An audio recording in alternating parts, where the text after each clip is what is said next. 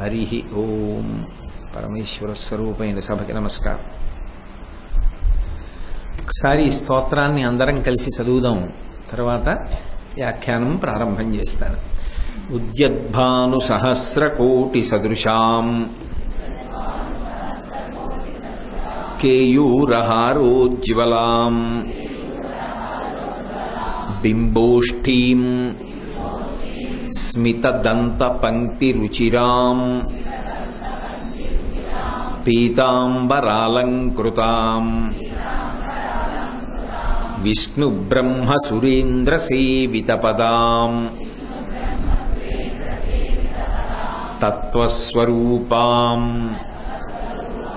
శివాం మీనాక్షీం ప్రణతోస్మి సంతతమహం కారుణ్యవారాన్నిధిం.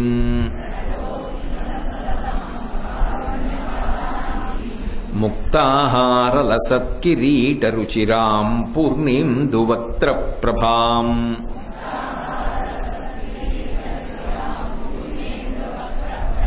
సింజన్నూపురకింకిణీమణిధరాం పద్మప్రభాభాసురాం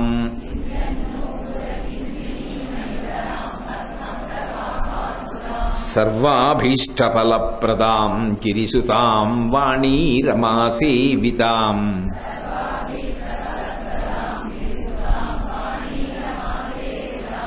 మీనాక్షీం ప్రణతోస్మి సంతతమహం కారుణ్యవారాన్నిధిం.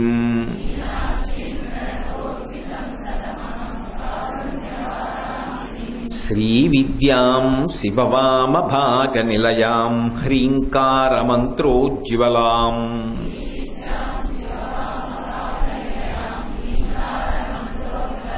శ్రీచక్రాంకితబిందుమధ్యవసతిం శ్రీమత్సభానాయకీం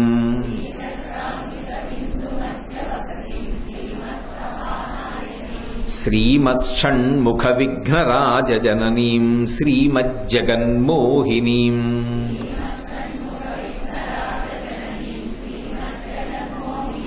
మీనాక్షీం ప్రణతోస్మి సంతతమహం కారుణ్యవారాన్నిధిం.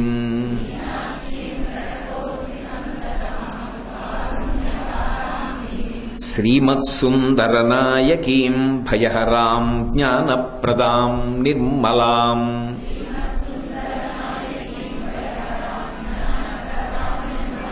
శ్యామాభాం కమలాసనార్చితపదాం నారాయణస్వానుజాం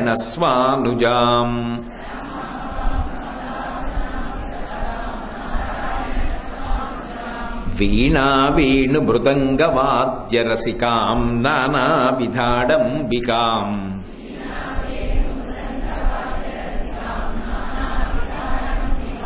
మీనాక్షీం ప్రణతోస్మి సంతతమహం కారుణ్యవారాన్నిధిం.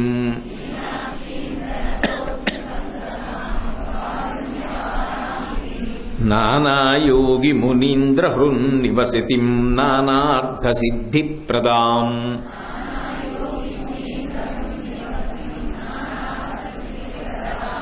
నానాపుష్పవిరాజితాంఘ్రియుగళాం నారాయణేనార్చితాం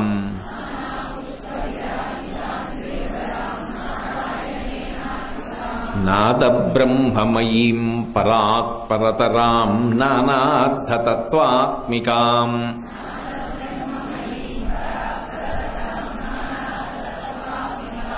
మీనాక్షీం ప్రణతోస్మి సంతతమహం కారుణ్యవారాన్నిధిం.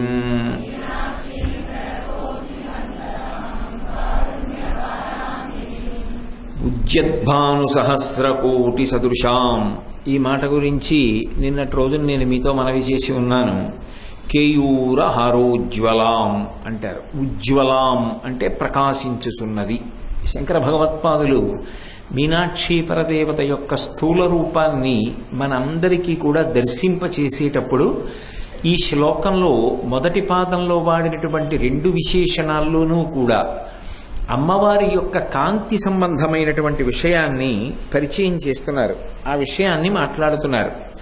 ఆ తల్లి కేయూర హారోజ్వలాం, అమ్మవారికి సంబంధించినటువంటి కేయూరములను, హారములను, వాటి యొక్క కాంతిని మనకి చెప్తున్నారు. నిన్నటి రోజున అసలు అమ్మవారి రూపం ఏమీ దర్శనం అవ్వలేదు.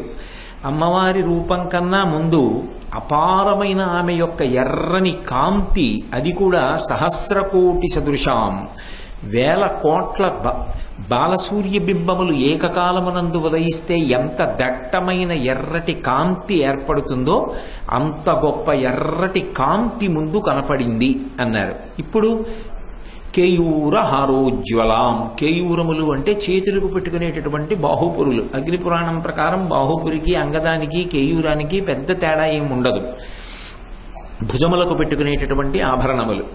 హారోజ్వలాం అంటే మెడలో వేసుకునేటటువంటి హారములు. అనేకమైనటువంటి హారములను తల్లి మీనాక్షి వేసుకుంటుంది. మీనాక్షి వేసుకునేటటువంటి హారాలలో విశేషం ఏమి అంటే, శ్రీ మహావిష్ణువు వేసుకునేటటువంటి వైజయంతిమాల మెడలో వేసుకుంటే పాదములకు ఎలా తగులుతూ ఉంటుందో అలా మీనాక్షి పరదేవత వేసుకునేటటువంటి హారాలు కూడా మెడలో వేసుకుంటే పాదాల వరకు వేలాడుతూ ఉంటాయి. అంత గొప్ప హారములను అలంకరించుకుంటుంది. కారణం, ఆమె రాజ్య పరిపాలన చేసింది. అందుకని సహజంగా మహారాజ్ఞి, ఆ పైన భూమండలాన్ని ఏలింది ఆవిడ. ఇప్పుడు కేయూరములు అంటే బాహుపురులు, అంగదములు, వాటి యొక్క ప్రకాశాన్ని చెప్తున్నారు శంకరాచార్యుల వారు. ఇందులో మీరు ఒక్క విషయాన్ని కొంచెం జాగ్రత్తగా పట్టుకుంటే, లలితా సహస్రనామ స్తోత్రాన్ని పరిచయం చేసినప్పుడు కూడా వ్యాస భగవానుడు ఇదే పంథాన్ని అనుసరించాడు. అమ్మవారు చిదగ్నికుండ సంభూత దేవకార్య సముద్యత, ఆవిడ దేవకార్యమును తీర్చడం కోసమని చిదగ్నికుండంలోంచి ఆవిర్భవించినప్పుడు ఉద్యద్భాను సహస్రాభ, ఆమె సహస్ర సూర్యుల యొక్క కాంతితో ముందు కనపడింది. ముందు అమ్మవారు కనపడలేదు. అందున స్త్రీ సంబంధంగా అంటే స్త్రీగా అమ్మవారిని పరిచయం చేసినప్పుడు, పరబ్రహ్మాన్ని పరిచయం చేసినప్పుడు తల దగ్గర నుంచి పాదముల వరకు చెప్తారు. అంటే కేశాది పాదాది పర్యంతము అంటారు.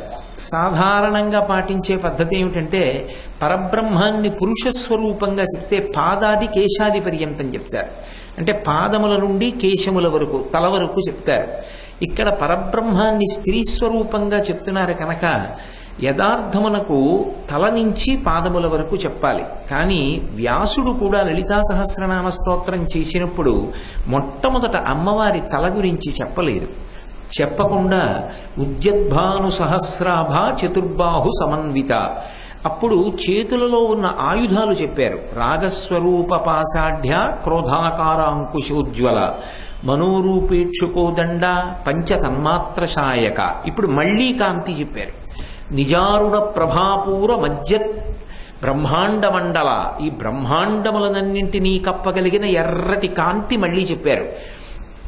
అప్పుడు తల చెప్పారు. చంపకాశోక పున్నాగ సౌగంధిగల సత్కచ, చంపకము, అశోకము, పున్నాగము మొదలైనటువంటి అద్భుతమైన పుష్పముల చేత అలంకరింపబడినటువంటి కబరీగ బంధము కలిగినటువంటి తల్లి అని అమ్మవారి యొక్క కేశపాశ దర్శనాన్ని, ఆ కబరీబంధ దర్శనాన్ని అప్పుడు చేయించారు.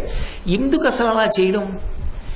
మొట్టమొదట భుజములు చెప్పకుండా, భుజములలో ఉన్నటువంటి ఆయుధములు చెప్పకుండా, భుజములంటే భుజము చేయి కలిపి తీసుకోండి, చేతులలో ఉన్న ఆయుధాలు చెప్పకుండా తల చెప్పి తల తర్వాత ఆయుధాలు చెప్పచ్చుగా. అంటే ఇక్కడ మీరు ఒక విషయాన్ని గమనించవలసి ఉంటుంది. ఆయుధానికి ఒక ప్రత్యేకమైన శక్తి ఉన్నదనుకోండి, అప్పుడు ఆయుధము అమ్మవారి కన్నా భిన్నంగా స్వతంత్రంగా కొంత శక్తిని కలిగి ఉన్నది అని నిర్ధారించవలసి ఉంటుంది. నేను చేత్తో కర్ర పట్టుకున్నాను అనుకోండి, ఇప్పుడు కర్ర పెట్టి నేను కొట్టాను అంటే కర్రకి స్వతంత్రంగా కొట్టేటటువంటి శక్తి లేదు. కర్రలోకి నాలో ఉన్న శక్తి ప్రవేశించి ఆ కర్ర వేరొకరికి బాధ కలిగేటట్టుగా కొట్టింది. అది నా బలమే. కర్ర కొట్టింది అనరు, కోటేశ్వరరావు గారు కొట్టారండి అంటారు. అమ్మవారి చేతి ఆయుధాలు చెప్పి ఆ ఆయుధాలకి కొన్ని శక్తులున్నాయని చెప్పారు వ్యాసుల వారు. క్రోధాకార అంకుశోజ్వల మనోరూపేక్షుకోదండ పంచతన్మాత్రశాయక. మొదటిది రాగస్వరూప పాశాఢ్య, ఈ 4 ఆయుధములు కూడా లేదా ఆవిడ పట్టుకున్న ఈ 4 విశేషముల యందు కూడా 4 విశేష శక్తులు ఉన్నాయి. ఒకటి రాగస్వరూపమైనటువంటి పాశము, ఒకటి క్రోధస్వరూపమైనటువంటి అంకుశము. ఉజ్వల అన్నమాట వ్యాసుల వారు వాడారు లలితా సహస్రనామ స్తోత్రంలో. క్రోధాకారంకుశోజ్వల మనోరూపేక్షు కోదండ, మనోరూపమైనటువంటి ఇక్షుదండము అంటే చెరుకుతో చేయబడినటువంటి ధనస్సు, ఇక్షుధనస్సు. కాబట్టి మనోరూపేక్షు కోదండ. పంచతన్మాత్ర సాయక, 5 పువ్వులు ఒక చేతిలో పట్టుకుంది. అవి పంచతన్మాత్రలైనటువంటి శబ్ద స్పర్శ రసరూప గంధములకు ప్రతీకలు. ఇప్పుడు అందులో క్రోధాకారాంకుశోజ్వల, ఉదాహరణకి నేను అమ్మవారి చేతిలో ఒక చేతిలో పట్టుకున్నటువంటి ఆయుధం అంకుశం. ఆ అంకుశం గుత్తజ్వల, ప్రకాశిస్తోంది పైకి. ఇప్పుడు ఆ అంకుశం గురించి ఎందుకు చెప్పినట్టు వ్యాసుల వారు అంటే, ఆ అంకుశం ఒక విశేషాన్ని కలిగి ఉంటుంది. లోకంలో అన్నిటికన్నా భౌతికంగా పెద్ద జంతువేది అంటే ఏనుగు.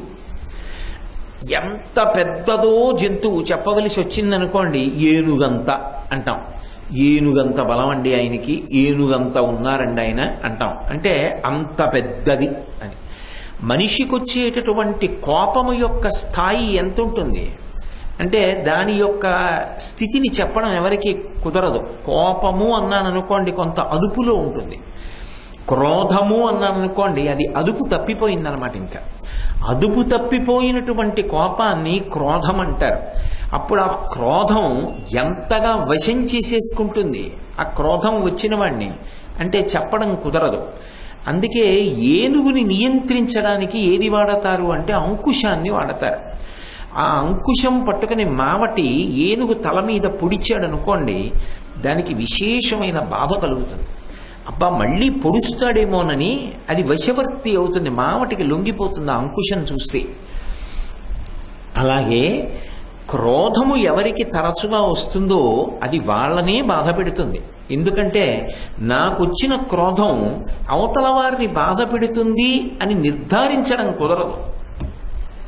ఎందుకని కుదరదు అంటే, నేను ఎవరో ఒక వ్యక్తిని పట్టుకుని అతని మీద ఉన్న క్రోధంతో 1 గంట సేపు నింద చేశాననుకోండి. ఇప్పుడు ఆ వ్యక్తి అన్నీ విని చిరునవ్వు నవ్వి, ఆయన క్రోధము చేత ఆవేశింపబడ్డాడు, ఒళ్ళు తెలియక మాట్లాడుతున్నాడు అని ఓ చిన్న నవ్వు నవ్వి, అంత క్రోధానికి వశపడినవాడు అలా కాకపోతే ఇంకెలా మాట్లాడతాడు, కాబట్టి దాన్ని పట్టించుకోవలసిన అవసరం లేదు అని వెళ్ళిపోయాడు అనుకోండి. ఇప్పుడు ఆ క్రోధం అవతల వాడిని ఏమైనా చేసిందా? కానీ ఆయన పట్టించుకోకుండా నవ్వుతూ వెళ్ళిపోయాడు అనుకోండి, నా క్రోధం ఇంకా ఎక్కువైపోతుంది, ఊగిపోతాను నేను. తన కోపమే తన శత్రువు, తన శాంతమే తనకు రక్షదయ చుట్టంబౌ, తన సంతోషమే స్వర్గము అని చిన్నతనంలో నేర్చుకోము పద్యం. కాబట్టి తన కోపమే తన శత్రువు, ఊగిపోతాం. ఎవరి కోపాన్ని వారు నియంత్రించుకోవాలి. కోపాన్ని నియంత్రించుకోవడానికి మార్గం ఏమిటి?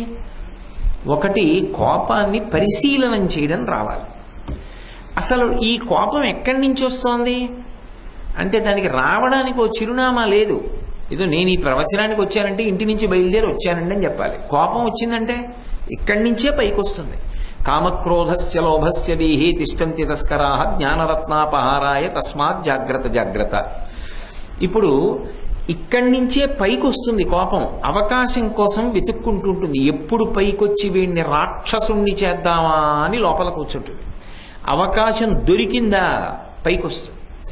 ఇందులో గమ్మత్తు ఏమిటంటే, ఇది రాగమునకు అక్క. రాగము క్రోధము కలిసి జీవనం చేస్తూ ఉంటాయి. ఎందుకని అంటే, మీకు తేలికగా అర్థం అవ్వాలి అంటే, నాకు ఒకరి మీద అపారమైనటువంటి ప్రేమ ఉందనుకోండి, అది రాగము. వాళ్ళ మీద నాకు అపారమైన ప్రేమ. ఇప్పుడు ఆ ప్రేమ వలన ఏమవుతుందంటే, అంత రాగం ఉంది కదూ, వాళ్ళ మీద నాకు అంత ప్రీతి ఉంది కదూ, ఇప్పుడు ఏ కారణం చేతనైనా వాళ్ళు నాకు దూరం జరిగిపోతున్నారేమో అన్న భావన వచ్చిందనుకోండి, క్రోధం వస్తుంది. నాకు ఒక వస్తువు మీద ప్రేమ ఉందనుకోండి, ఆ వస్తువు నాకు లభించిందనుకోండి, తృప్తి ఉంటుంది, అనుభవం ఉంటుంది, భోగం ఉంటుంది. ఆ వస్తువు లభించలేదనుకోండి, దానికి ఎవరినో ఒకళ్ళని కారణంగా వెతుక్కుంటాను నేను. నాకు ఒక మామిడి పండు కావాలి, ఆ మామిడి పండు దొరుకుతుంది ఇవాళ ఇక్కడ అనుకుని వచ్చాను, కానీ ఏమనుకోకండి ఆ మామిడి పండు లేదు అన్నారు. ఏమైంది అన్నాను. ఫలానా ఆయన వచ్చి నాకు మామిడి పండు కావాలండి అని అడిగాడు, ఏమనలేకపోయామండి అందుకు ఇచ్చేసామన్నారు. ఇప్పుడు ఆయన మీద నాకు కోపం వస్తుంది, మామిడి పండు పట్టుకుపోయాడని. అంటే ఎప్పుడైతే నా రాగము తీరలేదో, రాగము తీరలేదు కనుక క్రోధము పైకి లేస్తుంది. క్రోధము లేవలేదనుకోండి రాగము తీరిందని గుర్తు, కోరిక తీరిందని గుర్తు. నాకు మామిడి పండు దొరికేసింది అనుకోండి, నాకు కోరిక తీరిపోయింది. ఇందులో విచిత్రం ఏమిటో తెలుసా? కోపం వచ్చినా కొంత తేజస్సు క్షయమైపోతుంది. రాగము చేత కోరిక తీరినా అంతకన్నా ఎక్కువ తేజస్సు క్షయమైపోతుంది. అందుకే రెండు శత్రువులు అంటుంది శాస్త్రం. ఒకరు హితశత్రువు, ఒకరు అహిత శత్రువు. హితశత్రువు అంటే మన పక్కనే ఉండి ఎంతో ప్రేమగా తిరుగుతున్నట్టుగా ఉంటాడు, కానీ కొంప ముంచేస్తాడు. రెండోవాడు అహిత శత్రువు. తెలిసిపోతాడు మనకి శత్రుత్వంతో ఉన్నాడు అని చెప్పి తెలిసిపోతాడు. అతని వలన ప్రమాదం తక్కువ, ఎందుకంటే ఎలాగో శత్రువు అని తెలిసిపోయాడు కాబట్టి ఓ కన్నేసి ఉంటాం, జాగ్రత్తగా ఉంటాం, ఇబ్బంది ఉండదు. కానీ మనకి అత్యంత సన్నిహితుడుగా తిరుగుతున్నాడు అనుకోండి, నమ్మి ఉంటాం. అతను మనని అగాధంలో పడేయడానికి అవకాశాలు ఎక్కువ ఉంటాయి. రాగము హితశత్రువు. రాగం ఏం చేస్తుందంటే చాలా సంతోషపెట్టినట్టు ఉంటుంది. ఒక కోరిక తీరింది అనుకోండి, అబ్బా ఈ కోరిక తీరిందని ఎంతో తృప్తిగా ఉన్నట్టు అనిపిస్తుంది, కానీ అది తేజోక్షయం చేసేస్తుంది. క్రోధము అహిత శత్రువు. ఇప్పుడు సాధకుడు ఏం చేయాలి? అమ్మవారి పాదాలు పట్టుకుంటే ఆవిడ తన చేతులలో ఉన్న ఆయుధముల ద్వారా ఒక మార్పు తీసుకొస్తుంది. రాగము లేకుండా పోయిందనుకోండి, ఆ మనిషి జన్మకు అర్థం లేదు. కానీ ఇప్పుడు రాగం ఉంటుంది. రాగము ఎలా మారిపోతుందో తెలుసా? భగవద్విభూతి యందు రాగముగా మారిపోతుంది. తన భార్యని భార్యగా ప్రేమించాడు ఇంతకాలం, ఇప్పుడు భార్యని ఎందుకు ప్రేమిస్తాడో తెలుసా?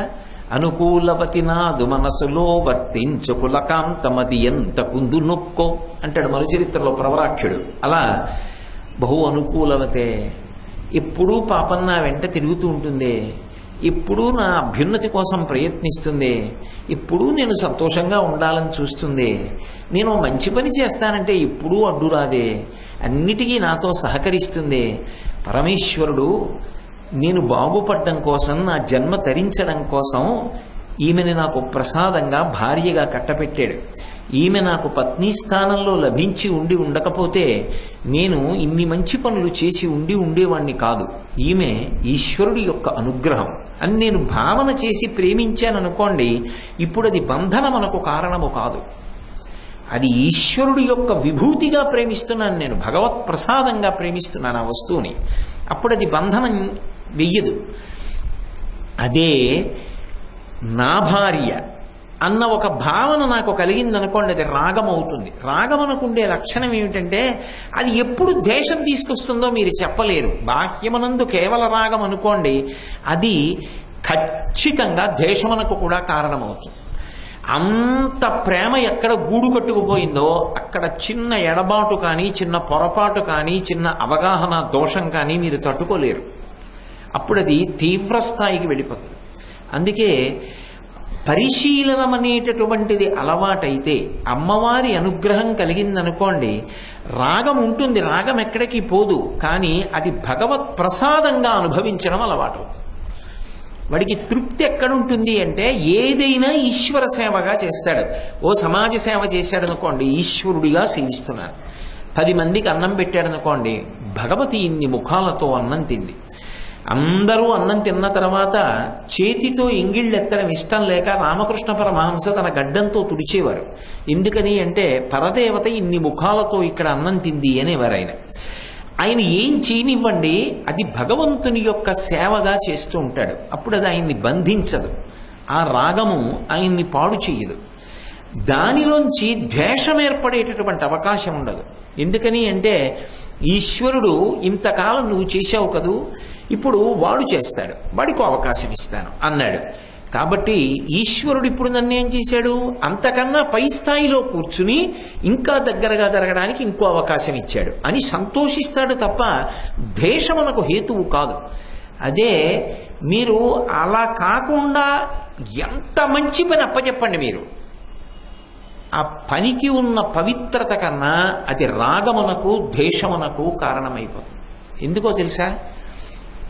మీరు కార్యకర్తగా ఉండండి, చక్కగా ఈ కార్యక్రమాన్ని మీరు ఈ పని చేయండి అని నేను అన్నాను అనుకోండి, భగవంతుని యొక్క కార్యక్రమం ఎంత అదృష్టవంతులం, భగవత్ సేవలో మనం ఈ పని చేయడానికి మనకు అవకాశం లభించింది, చాలు.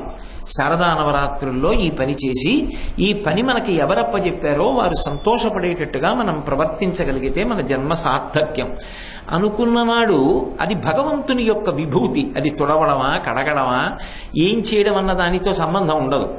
కానీ రాగం ఒకటి ఉందనుకోండి, అందులో అహంకారం పాళ్ళు కలుస్తాయి. నాకిది వడికదే, నేనెవరు అని అక్కడి నుంచి ఇంకా రంగులన్నీ బయటికి వస్తాయి. నేనది, నేనిది. ఇప్పుడు ఏమవుతుంది? నాకు ఇచ్చినది భగవత్ సంబంధమైనటువంటి సేవ, ఇది మరిచిపోతాడు. రాగం ఎక్కడొచ్చిందో నాకు ఇది ఇవ్వడం ఏమిటి, వాడికి అది ఇవ్వడం ఏమిటి, ద్వేషం వస్తుంది. ఇప్పుడు భగవత్ కార్యమునందు వాడు ఏం చేశాడు? ఉపకారం చేయకపోగా ఉన్న కార్యాన్ని పాడు చేస్తాడు. ఇప్పుడు మీరు బాగా పట్టుకున్నారనుకుంటారు, రాగద్వేషములు భగవత్పరమైతే నియంత్రించడం తేలిక, బంధించవు. రాగద్వేషములు వ్యక్తిగతమైపోతే అవి పతనమునకు కారణమైపోతాయి. అలా పతనమునకు కారణమైపోకుండా ఉండేటట్టుగా అమ్మవారు మారుస్తుంది మనిషి యొక్క మన ప్రవృత్తిని. అలా మారిస్తే రాగము భగవంతుని పట్ల రాగముగా మారిపోతుంది. ఇప్పుడు అది బంధించదు. నేను తరచుగా చెప్తుంటా, నాకు చక్కెర పొంగలి తినాలనుంటే ఎవ్వరికీ చెప్పకు, వాసన వస్తుందేమో తలుపు వేసి ఎలక్కాయలు వేసేటప్పుడు అని. ఎవ్వరూ లేకుండా వీధి తలుపు వేసేసి నేను మా ఆవిడ కూర్చుని పంచుకు తినేస్తుంటే ఎవరో వీధి తలుపు తడితే దిక్కుమాల గొడవ ఇప్పుడే వచ్చేస్తారు, నవ్వబా ఈ చక్కెర పొంగల్ తీసుకెళ్లి లోపల పెట్టేయి, విడిపోయాక తిందాం అని చెప్పి చక్కెర పొంగలి వాసన ఎక్కడైనా వస్తుందేమో అని ఓ బట్ట పట్టుకున్న వాసన అంతా తలుపులోంచి బయటికి వెళ్ళిపోయేటట్టు చేసి తలుపు తీశాననుకోండి, అది బంధన హేతు. ఇప్పుడు చిన్న మార్పు వచ్చింది, అమ్మవారి పాదాలు పట్టుకున్నాడు అంటే మీకు తేలికగా అర్థం అవ్వడానికి నేను బహు కిందకు వచ్చేసి చెప్తున్న ఉపమానం. ఇప్పుడేమంటాడంటే, రేపు చక్కెర పొంగలుండు, ఎంత బాగా ఉండాలో అంత బాగా పరమేశ్వరుడు మనకి ఎన్ని ద్రవ్యాలు ఇచ్చాడో, సంభవ ద్రవ్యై సంభవదుపచారై, చక్కగా మనకి ఇంట్లో భగవంతుడు ఏవి ఇచ్చాడో అవన్నీ వేసి ఉండు, మనం దాన్ని నివేదన చేద్దాం. రేపు పూజ చేసి నివేదన చేసిన తర్వాత అభ్యాగతి స్వయం విష్ణు, మనం పిలవకుండా వచ్చినవాడు కదు విష్ణువు. రేపు మొట్టమొదట మన గుమ్మం తలుపు ఎవరు తరతారో నైవేద్యం పెట్టిన తర్వాత వాళ్ళు విష్ణు స్వరూపుడు, మనం వాళ్ళకి ప్రసాదం పెడదాం. వాళ్ళు తిన్న తర్వాత వాళ్ళు చేయి కడుక్కొని వాళ్ళు వెళ్ళిన తర్వాత మన ఇద్దరం ఆ ప్రసాదాన్ని తిందాం అని నేను అనుకున్నాను అనుకోండి. ఇప్పుడు నన్ను అది బంధించదు. ఇప్పుడు చక్కెర పొంగలే తిన్నాను, నిన్నను చక్కెర పొంగలే తిన్నాను. నిన్నటి దాంట్లో రాగము అధికము, ఇవాల్టి దాంట్లో భగవంతుడి మీదకి వెళ్ళిపోయింది ఆ రాగం. ఇప్పుడు అది ప్రసాదం చేసింది. మీకు తేలిగ్గా చెప్పాలంటే, నాగుపం విషం తీసుకొచ్చి నేను లోపలికి పుచ్చుకున్నాను అనుకోండి, 10 చుక్కలు, అది శరీరాన్ని పడగొడుతుంది. వైద్యుడు దాన్ని శుద్ధి చేసి ఇచ్చి మీరు ఇది 1 చుక్క పుచ్చుకోండి మీ వ్యాధి తగ్గుతుంది అన్నాడు అనుకోండి, అది రోగాన్ని పోగొట్టి శరీరాన్ని నిలబెడుతుంది. వైద్యుడు శుద్ధి చేసిన పాము యొక్క విషము శరీరాన్ని పడగొట్టకుండా నిలబెట్టినట్టు భగవంతుడి పట్ల తిరిగిన రాగము విషయములను శుద్ధి చేసి ప్రసాదము చేసి మనిషిని అభ్యున్నతి వైపుగా నడిపిస్తుంది. అయితే ఇక్కడ ఒక్క మాట మీరు బాగా గమనించాలి, అది అంకుశానికి ఉన్న శక్తి, అమ్మవారి చేతిలో ఉన్న పాశానికి ఉన్న శక్తి. అంటే రాగము పాశము, అంకుశము క్రోధము అని కదా మనం చెప్తున్నాం. అయినప్పుడు ఆ అంకుశానికి ఆ శక్తి ఉందండి అని నేను అన్నాను అనుకోండి, అప్పుడు అమ్మవారి కన్నా కూడా ఆ ఆయుధానికి ఒక శక్తి ప్రత్యేకంగా ఉంది అని నేను చెప్పవలసి ఉంటుంది. నిజానికి అది ఆ ఆయుధాల యొక్క శక్తి కాదు, అమ్మవారి శక్తియే. ఒక చేతిలో పాశంగా ఉన్నప్పుడు రాగాన్ని నియంత్రిస్తోంది, ఒక చేతిలో అంకుశంగా ఉన్నప్పుడు క్రోధాన్ని నియంత్రిస్తోంది, ఒక చేతిలో ఇక్షుదండంగా ఉన్నప్పుడు మనసుని నియంత్రిస్తోంది, ఒక చేతిలో 5 పుష్పములుగా ఉన్నప్పుడు పంచ తన్మాత్రలను నియంత్రిస్తోంది. నిజానికి ఆ ఒక్క శక్తియే ఒక్కొక్క చేతిలో ఆయుధంలోకి వెళ్ళినప్పుడు ఒక్కొక్క ఉపకారాన్ని మనకి చేస్తోంది తప్ప, ఆవిడ తీసి పక్కన పెట్టేసింది అనుకోండి, ఆ అంకుశం అప్పుడు క్రోధాన్ని నియంత్రిస్తుందని మీరు చెప్పడం కుదరదు. అది ఆమె శక్తియే. కాబట్టి ఇప్పుడు అది అంకుశం శక్తి అని చెప్పకూడదు. అంకుశము ఆమె చేతి యందు ఉండడం వల్ల వచ్చినటువంటి శక్తి తప్ప అన్యథా శక్తి కాదు. అలా అమ్మవారి యొక్క అనుగ్రహమే మన జీవితాన్ని దిద్దుతుంది. దేని ద్వారా? ఈ చేతులలో ఉన్న ఆయుధముల ద్వారా. అసలు ముందు ఆ చేతులు కనపడి, చేతులలో ఉన్న ఆయుధములు కనపడి, ఆ ఆయుధముల యొక్క విశేషం మనసులో నిలబడి దానివల్ల జీవితంలో ఒక మార్పు వస్తే తప్ప అసలు అమ్మవారి యొక్క కబరీబంధ దర్శనము కాదు. తల దగ్గరికి వెళ్ళడం కుదరదు. అందుకే ముందు కాంతి, చేతులు, ఆయుధాలు, మళ్ళీ కాంతి, అప్పుడు కబరీబంధం. ఎందుకో తెలుసా? కబరీబంధం బాహ్యంలో చూపించడం కుదరదు. అసలు నేను అన్న మాట మీరు బాగా పట్టుకోవాల్సిమా.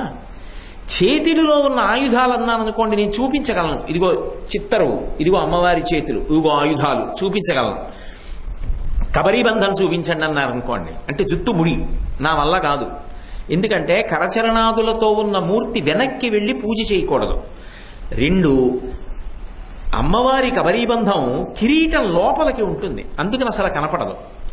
కానీ ఈ 4 ఆయుధముల యొక్క అనుగ్రహాన్ని ఎవరు పొందాడో, అమ్మవారి చేతుల యొక్క అనుగ్రహాన్ని ఎవరు పొందాడో వాడికి కబరీబంధ దర్శనము అయిపోతుంది ధ్యానమునందు. ఎందుకని అంటే కబరీబంధ దర్శనము కంటితో చూసేది కాదు, అంతకన్నా ముందు ముక్కుతో అనుభవించేది. ఎందుకంటే ఆవిడ కేశపాశములకు సహజమైన సువాసనలుంటాయి. ఆ సువాసనలున్న కారణము చేత ధ్యానమునందు కూర్చుని ఆ నిష్టతో ఉన్నవాడికి ఆమె కబరీబంధ దర్శనమైనప్పుడు ఆ వెంట్రుకలలోంచి సువాసనలు వచ్చి తగులుతాయి. ఆవిడ శరీరం అంతా పద్మగంధము వెదజల్లుతూ ఉంటుంది. అందులో ఆమె యొక్క కబరీబంధం నుంచి దివ్యమైన పరిమళం వస్తుంటుంది. ఆ సహజమైనటువంటి సువాసనలు నాసాపుటములకు తగిలి లోనేత్రము చేత కబరీబంధ దర్శనం చేస్తాడు. అలా కానీ ఎవరికైనా కబరీబంధ దర్శనం అయిందనుకోండి, ఉత్తర క్షణంలో వారి అజ్ఞానము ధ్వంసమైపోతుంది. అందుకే ధునోతుద్భ్రాంతం నస్తులిత దళితేందీవరవన ఘనస్నిగ్ధలక్షణం చికుర నికురంబం తవ శివే యదీయం సౌరభ్యం సహజముపలబ్ధం సుమనసో వసంతస్మిన్ మన్యే వలపధన వాటి విటపినాం అంటారు.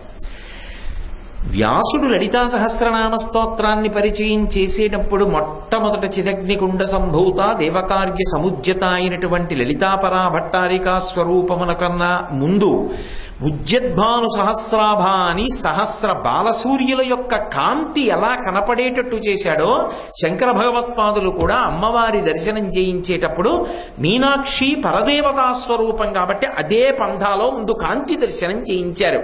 అందుకే ఉద్యద్భాను సహస్ర కోటి సదృశాం కేయూరహారోజ్వలాం.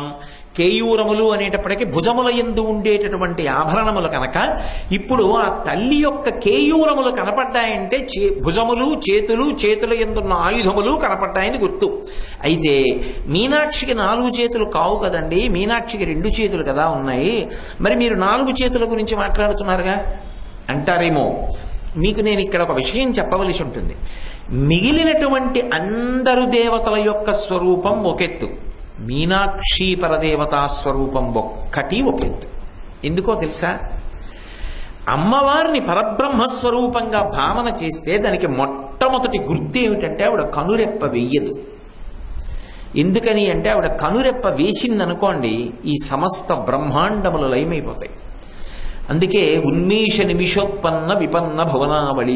ఆవిడిలా కనురెప్పలు తెరిచిందనుకోండి లోకములు నిలబడతాయి, మూసిందనుకోండి లయమైపోతాయి. ముయ్యకుండా ఉండాలనుకోండి లోకంలో అలా కనురెప్పలు మూయకుండా ఉండేటటువంటి ప్రాణి ఒక్కటే, చేప. మీనాక్షి అండంలో గుర్తేమిటంటే ఆవిడ పరబ్రహ్మస్వరూపిణి, ఆవిడే కన్నులు మూసిందా ఈ బ్రహ్మాండములు లయమైపోతాయి. ఇప్పుడు ఆవిడ పరబ్రహ్మస్వరూపం అయినప్పుడు ఆవిడికి 2 చేతులే ఉంటాయని నిర్ధారించడం కుదరదు. తత్వతః ఆవిడ చేతులలో ఉన్న ఆయుధములను మీరు మనసులో భావన చేసి తత్ఫలితాన్ని పొందవచ్చు అని దాని అర్థం. అందుకని కేయూరహారోజ్వలాం. ఎందుకు శంకరాచార్యులు వారు ఈ కేయూరముల గురించి, హారముల గురించి మాట్లాడుతున్నారు? హారోజ్వలాం, అమ్మవారి మెడలో హారములను వేసుకుంది. ఇందులో మీరు ఒక్కటి గమనించాలి. ఈ హారములను వేసుకున్నప్పుడు ప్రతిరోజు హారములను మారుస్తారు. మెడలో ఉన్నటువంటి హారములు ఏవి వేసుకుంటారో అవి ప్రతిరోజు అవే వేసుకుని ఉండాలి అని నియమం ఏం లేదు. ఆవిడికి 7 వారాల నగలు ఉంటాయి. కాళికా పురాణం ప్రకారం ఆవిడ భర్త గారు దగ్గరున్నప్పుడు కొన్ని పెట్టుకుంటుంది, భర్త గారు దూరంగా ఉన్నప్పుడు కొన్ని పెట్టుకుంటుంది, ఒక్కొక్క వారం ఒక్కొక్కటి పెట్టుకుంటుంది, ఒక్కొక్క స్థితిలో ఒక్కొక్కటి పెట్టుకుంటుంది. కాళికా పురాణం ఆభరణ విశేషాల్ని వర్ణించింది. అలా ఆవిడ ఆభరణములను ధరిస్తుంది. అయితే ఎప్పుడూ ఉండేటటువంటిది మాత్రం మంగళసూత్రం. మంగళసూత్రం అమ్మవారి మెడలో ఎప్పుడూ ప్రకాశిస్తూనే ఉంటుంది. హారోజ్వలాం అనేటప్పటికీ మనకి వెంటనే అమ్మవారి కంఠసీమ అనేటప్పటికీ మనకి గుర్తొచ్చేది ఏమిటి? కామేశబద్ధ మాంగళ్య సూత్ర శోభిత కంధర. ఆమె ఎంతమందికైనా కుమార్తె, భర్త మాత్రం పరమేశ్వరుడు ఒక్కడే. అందుకే 3 స్తనములతో ఆవిర్భవించి పరమశివుడు కనపడగానే ఒక స్తనం అదృశ్యమై 2 స్తనములతో ఉండిపోయింది. శంకరుడు ఆమె భర్త. ఇప్పుడు శంకరుడు మెడలో కట్టినటువంటి తాళి ఉన్నది. ఆ తాళి బొట్టు మనకి కనపడుతుంటుంది. మంగళసూత్రం అమ్మవారి ఇలా దర్శనం చేయగానే ఆ మంగళసూత్రాలు కనపడతాయి. వాటి పేరే మంగళసూత్రాలు. ఆ మంగళసూత్రం, ఆ శతమానాలు ఒక్కసారి మనసులో భావనామాత్రంగా దర్శనం చేశారనుకోండి, ఉత్తర క్షణంలో ఏమవుతుందంటే మీకు రక్షణ కలుగుతుంది, అమ్మవారి అనుగ్రహం కలుగుతుంది. ఎందుకో తెలుసా? అందుకే భగవత్ కళ్యాణంలో లోక రక్షణ హేతునా అంటారు మంగళసూత్రం కట్టేటప్పుడు. ఎందుకని అంటే మిగిలిన స్త్రీలందరూ వివాహం చేసుకుని మంగళసూత్రం కట్టించుకోవడం ఒకెత్తు, అమ్మవారు మంగళసూత్రం కట్టించుకోవడం ఒకెత్తు. ఎందుకని? ఆమె ఎప్పుడూ శంకరునకే ఇల్లాలు. అందుకు కదూ తొందరపడి ఎక్కడ మలయధ్వజ పాండ్యన్ సంబంధాలు వెతుకుతాడో అని చెప్పి అమ్మవారు భిన్నమైన రీతిలో ఆవిర్భవించింది. నా భర్త ఎవరో నీకు తెలుస్తుందిలే ఒకప్పుడు ఒక విశేషం ద్వారా అని. ఇప్పుడు శివుడు మంగళసూత్రం కడితే ఏమవుతుంది అంటే ఒక విశేషం ఉంది. లోకంలో పురుషులందరూ స్త్రీల మెడలో మంగళసూత్రం ఎందుకు కడతారు అంటే తమ కామమును ధర్మంతో ప్రధానంగా ముడివేసుకోవడానికి కడతారు. అసలు శంకరుడు ఎందుకు కట్టాలి? ఆయనకి కామం ఉందా? ఆయన మన్మధుణ్ణే కాల్చేశాడు. అసలు కాముణ్ణి కాల్చిన వాడికి కామమేది? ఇంకా ఆయనకి మళ్ళీ ధర్మపత్ని ఏమిటి? కామాన్ని ధర్మంతో ముడియడం ఏమిటి? ఆయన ఇంకా ఆయనకి అసలు పెళ్లి ఎందుకు? ఆయన మన్మధుడిని ఎందుకు పెళ్లి చేసుకుంటాడు? ఆయన అమ్మవారిని ఆయనకి ఎందుకు పెళ్లి? అక్కర్లేదు. కానీ కాముణ్ణి కాల్చేసిన వాణ్ణి తన తపస్సుతో వశం చేసుకుని తాళి కట్టించుకుంది ఆవిడ. ఇది ఆవిడ గొప్ప. మిగిలిన వాళ్ళ మంగళసూత్రానికి ఆవిడ మంగళసూత్రానికి తేడా ఎక్కడుందంటే ఆవిడ తాళి కట్టించుకున్నది కామము ధర్మంతో ముడేసుకుందాం అనుకున్న సామాన్యమైన పురుషుడితో కాదు, కాముణ్ణి కాల్చేసిన వాడిని తపస్సు చేసి వశం చేసుకుని తన మెడలో తాళి కట్టించుకుంది. ఇప్పుడు ఆయనతో తాళి కట్టించుకుని ఆమె కూర్చుంటే ఏమైంది? భూమి మీదకి తీసుకొచ్చింది ఆ శంకరుణ్ణి. తీసుకొచ్చి తాను మీనాక్షి పరదేవతగా రాజ్య పరిపాలన చేస్తుంటే శంకరుడు పక్కన తనకి సహకరిస్తూ తనతో పాటు అలాగే భూమి మీద ఉండిపోయాడు. ఎంతవరకు అంటే సుబ్రహ్మణ్యేశ్వర స్వామి వారిని ఉగ్రపాండ్యన్ అన్న పేరుతో కుమారుడిగా కని ఎక్కడో ఉత్తర భారతదేశంలో ఉన్నటువంటి ఒక ప్రభువు యొక్క కుమార్తె అయిన కాంతిమతి అనబడేటటువంటి పిల్లని తీసుకొచ్చి ఆయనకి కళ్యాణం చేసి రాజ్యపట్టాభిషేకం చేసిన తరువాత ఇక పైన మనం కరచరణాదులతో తిరగం, కానీ ఇద్దరం దేవాలయాలలో మూర్తులలో ప్రవేశిద్దామని మీనాక్షి పరదేవత ఆ రూపాన్ని కోరుకుని ఏడుకొండలవాడు కలియుగంలో ఎలా నిలబడ్డాడో అలా ఒక మూర్తిగా నిలబడింది. అది ప్రతిష్ఠ చేసిన మూర్తి కాదు, అది దేవతలు చేసిన మూర్తి కాదు, ఆవిడే అలా నిలబడింది. ఆ నిలబడడంలో చమత్కారం ఏమిటంటే మీనాక్షిగానే నిలబడింది. ఆ కళ్ళు అలాగే. అందుకే మిగిలిన మూర్తుల కన్నా కామాక్షి, ఆ మీనాక్షి కళ్ళు అంత సౌందర్యవంతం. బాగా కళ్ళు తెరిచి చూస్తుంటుంది భక్తుల్ని. అనుగ్రహప్రదాత అయి అలా నిలబడి చూస్తున్నటువంటి తల్లిగా తానే నిలబడిపోయింది దేవాలయంలో. అది శిల కాదు, మూర్తి కాదు, అమ్మవారే అలా నిలబడింది. అందుకే అంత భయభక్తులతో అంత జాగ్రత్తగా చేస్తారు. ఆమె చుట్టూ ఇచ్ఛాశక్తి, జ్ఞానశక్తి, క్రియాశక్తులు పరివేష్టించి ఉంటాయి. దేవాలయంలో ప్రవేశించి బయటికి వచ్చాకో లోపలికి వెళ్ళేటప్పుడో మీరు ప్రదక్షిణం చేస్తే ఇచ్ఛాశక్తి, జ్ఞానశక్తి, క్రియాశక్తి కనపడతాయి. అంతేకాదు అక్కడ అష్టశక్తి మంటపం అని 8 శక్తుల మంటపానికి మధ్యలో అమ్మవారు విరాజమానురాలై ఉంటుంది మీనాక్షి పరదేవత. అంత శక్తివంతమైన స్థానం అంటే అందులో ప్రవేశించడానికే అసలు ఒక అర్హత చూస్తుంది. ఆవిడ అనుగ్రహమే అర్హత. ఆవిడ అనుగ్రహంతో ఆ దర్శనం ఇస్తుంది తప్ప అసలు ఆ ఆలయ ప్రవేశం చేసి ఆవిడ దర్శనం చేయడం అంటే జీవితంలో ఒక పెద్ద సౌభాగ్యం. ఇప్పుడు అలా తీసుకొచ్చింది కాబట్టి ఏమైంది, బాహ్యంలో రక్షణ కలిగింది. మధురైలో ఒకానొకప్పుడు ఇంద్రుడు వరుణుడు కలిసి శంకరుడి యొక్క అభిషేకం చూడడానికి వచ్చారు. రోజూ అభిషేకం జరుగుతుంది. కానీ ఒక్క చైత్రమాసంలో ఉండేటటువంటి పౌర్ణమి నాడు మధురైలో సుందరేశ్వర స్వామికి జరిగేటటువంటి అభిషేకం వర్ణనాతీతం. అంత గొప్ప అభిషేకం అది. అంత గొప్ప అభిషేకం జరుగుతుంటే దాన్ని మొదట చూడటానికి అధికారం ఎవరిది అంటే మధురైని పరిపాలించేటటువంటి రాజు దర్శనం చేస్తాడు. ఒకప్పుడు దేవేంద్రుడికి కోరిక పుట్టింది, నేను కూడా వెళ్ళి సుందరేశ్వర స్వామి దర్శనం చేస్తానని. తాను బయలుదేరి భూమి మీదకు వస్తున్నాడు. వెనక వరుణుడు కూడా బయలుదేరాడు, నేను వస్తానన్నాడు. వెళ్ళారు. మొట్టమొదట ప్రభువుదే అధికారం ఇక్కడ దర్శనానికి. అందుకని పాండ్యరాజు నిలబడ్డాడు, వెనక ఇంద్రుడు నిలబడ్డాడు, వెనక వరుణుడు నిలబడ్డాడు. నిలబడితే మొదట రాజు దర్శనానికి వెళ్ళి దర్శనం చేసుకుని బయటికి వచ్చే లోపల ఇంద్రుడు నిలబడితే వరుణుడికి కోపం వచ్చింది. నువ్వు దేవేంద్రుడివి, నేను పశ్చిమ దిక్కుగా అధిపతిని, వరుణుణ్ణి, జలాధిదేవతని, మనిద్దరం బయట నించున్నాం. రాజు కేవలం ఒక మర్త్యుడు, భూలోకమనందు పుట్టినవాడు, ఈయన మొదటి దర్శనం చేస్తున్నాడు, ఏమిటి విశేషం అని అడిగాడు. ఇది మధురైలో మీనాక్షి పరదేవత కైలాసం నుంచి సుందరేశ్వరుణ్ణి కళ్యాణం చేసుకుని కిందకి దింపడం వల్ల మనుష్యులకి కలిగినటువంటి విశేషమైన అనుగ్రహం కాబట్టి వాళ్ళు చేస్తారు మొదటి దర్శనం, మనం చేయడం కుదరదు, ఆ తర్వాత చెయ్యాలన్నాడు ఇంద్రుడు. ఎందుకు నీకంత పిచ్చి, పైన శివలింగాలు లేవా, శివార్చన జరగదా, కిందకొచ్చి మధురైలోనే ఎందుకు దర్శనం అన్నాడు. ఈయనే ఒకనాడు నన్ను నా ఏనుక్కి వచ్చిన శాపాలు తొలగించాడన్నాడు. సరే ఏదో ఉగ్గబట్టుకుని ఉన్నాడు కానీ వరుణుడికి ఇష్టం లేదు. అప్పటికే ఆయనకి కడుపులో నిప్పితో బాధపడుతున్నాడు కొంచెం. సరే కొంతసేపు అయింది, ఇంద్రుడు దర్శనం చేసుకున్నాడు, వరుణుడు దర్శనం చేసుకున్నాడు, వెళ్ళిపోయారు. వరుణుడికి కడుపులో ఆ భావన బాధ ఉండిపోయి, ఏమిటి పాండ్యరాజు ముందు దర్శనం చేసుకోవడం ఏమిటి, వెనక మనం ఉండిపోవడం ఏమిటని తాను జలములకు అధిదేవత కనుక సముద్రములన్నిటినీ ఆజ్ఞాపించాడు. వెంటనే సముద్రములన్నీ పొంగి మధురై మీద పడిపోండి. అన్ని సముద్రాలు కలిసి పొంగిపోయి వరుణుడి ఆజ్ఞకి బంతులు తేలిపోయినట్టుగా పర్వతములు కూడా పైకి తేలిపోయి ఆ ప్రవాహం మధురై మీదకి వచ్చేస్తాం. అప్పటికి అభిషేక పాండ్యన్ అని ఒక రాజు పరిపాలన చేస్తున్నాడు.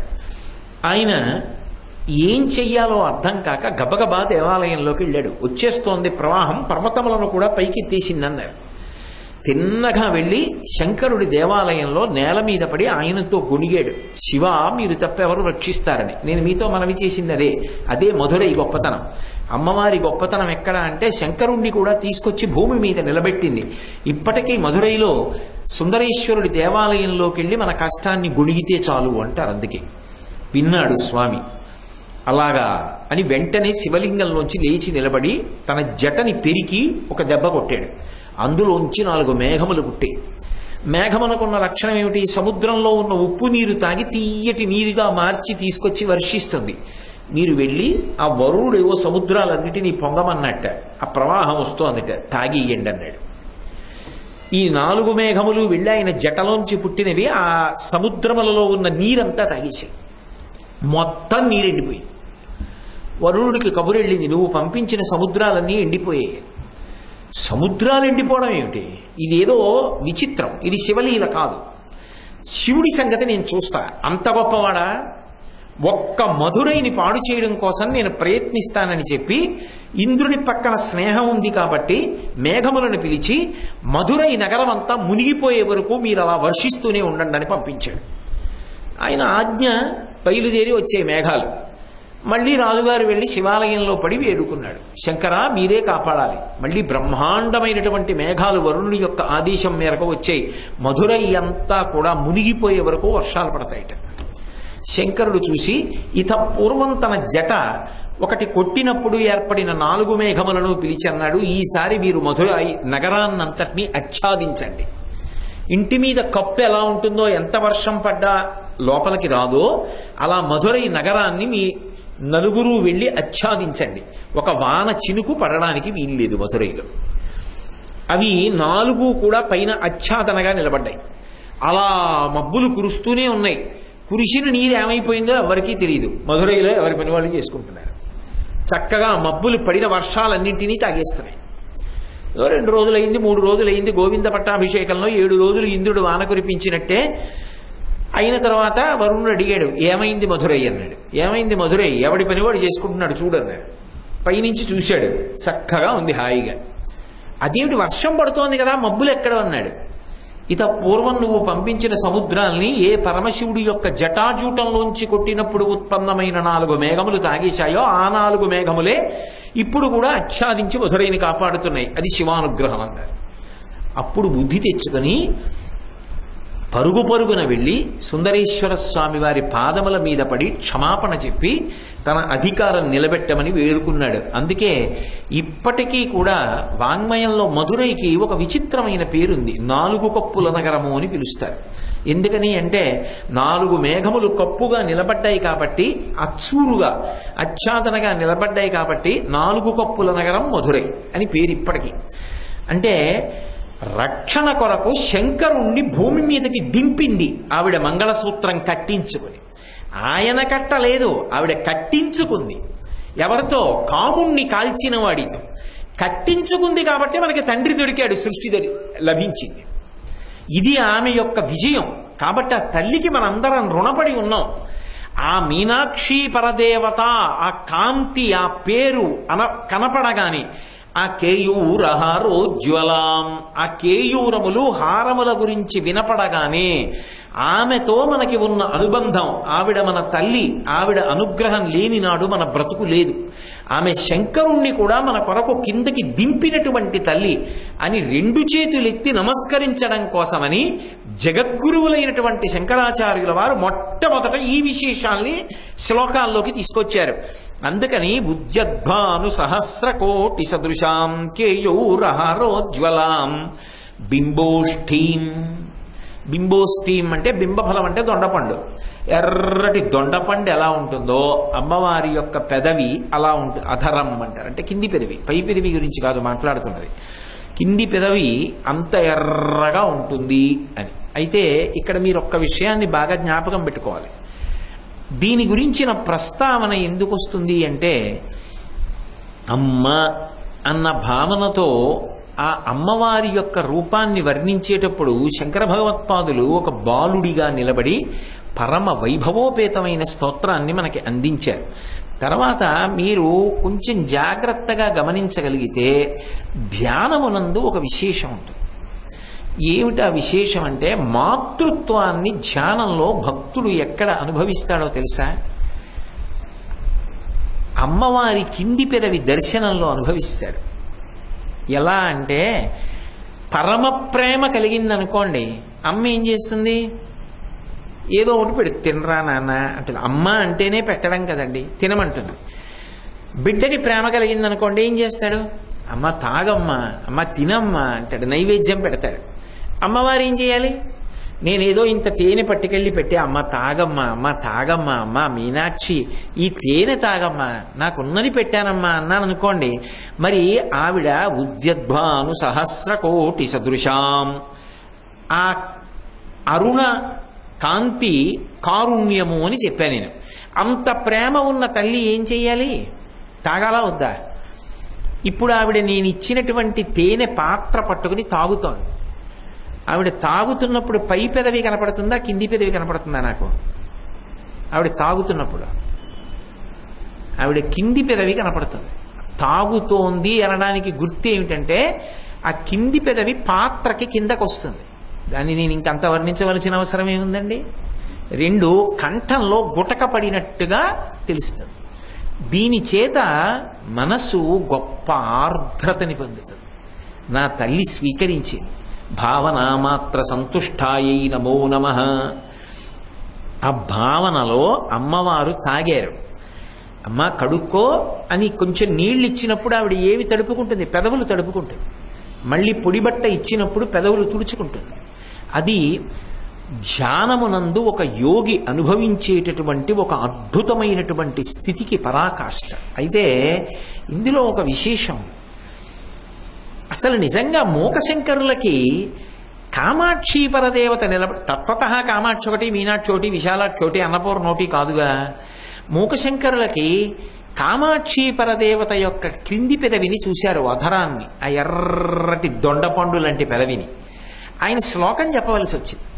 అసలు ఆయనకి అలాంటి శ్లోకం ఎలా వచ్చిందో ఆశ్చర్యం. ఆర్యాశతకంలో అమ్మవారి యొక్క పెదవి గురించి ఆయన ఒక శ్లోకం చేశారు. కలమంజుల వాగనుమిత గళపంజర గత శుకగ్రహ ఉత్కంఠ్యాత్ అంబరదనాంబరంతే బింబఫలం శంబరారిణాన్యస్తం అన్నారు ఆ శ్లోకంలో. శంబరారి అంటే శంబరాసురుడు అనేటటువంటి రాక్షసుడిని వధించిన వాడు మన్మథుడు. మన్మథుడికి ఒక వాహనం ఉంది. మనకి దేవతలందరికీ వాహనాలు ఉంటాయి, మన్మథుడికి ఒక వాహనం ఉంది. ఏదా వాహనం అంటే చిలక. ఇప్పటికీ మీరు కాంచీపురం ఏకాంబరీశ్వరుడి దేవాలయానికి వెడితే ఏకాంబరీశ్వర దేవాలయంలో అద్దాల మంటపం ఉంటుంది. ఏకాంబరీశ్వర దేవాలయ అద్దాల మంటపానికి ఒక విచిత్రం ఉంది. అక్కడ ఎన్ని శివాలయాలు ఉన్నాయో చెప్పడం ఎవరికీ సాధ్యం కాదు అని. అన్ని శివాలయాలు.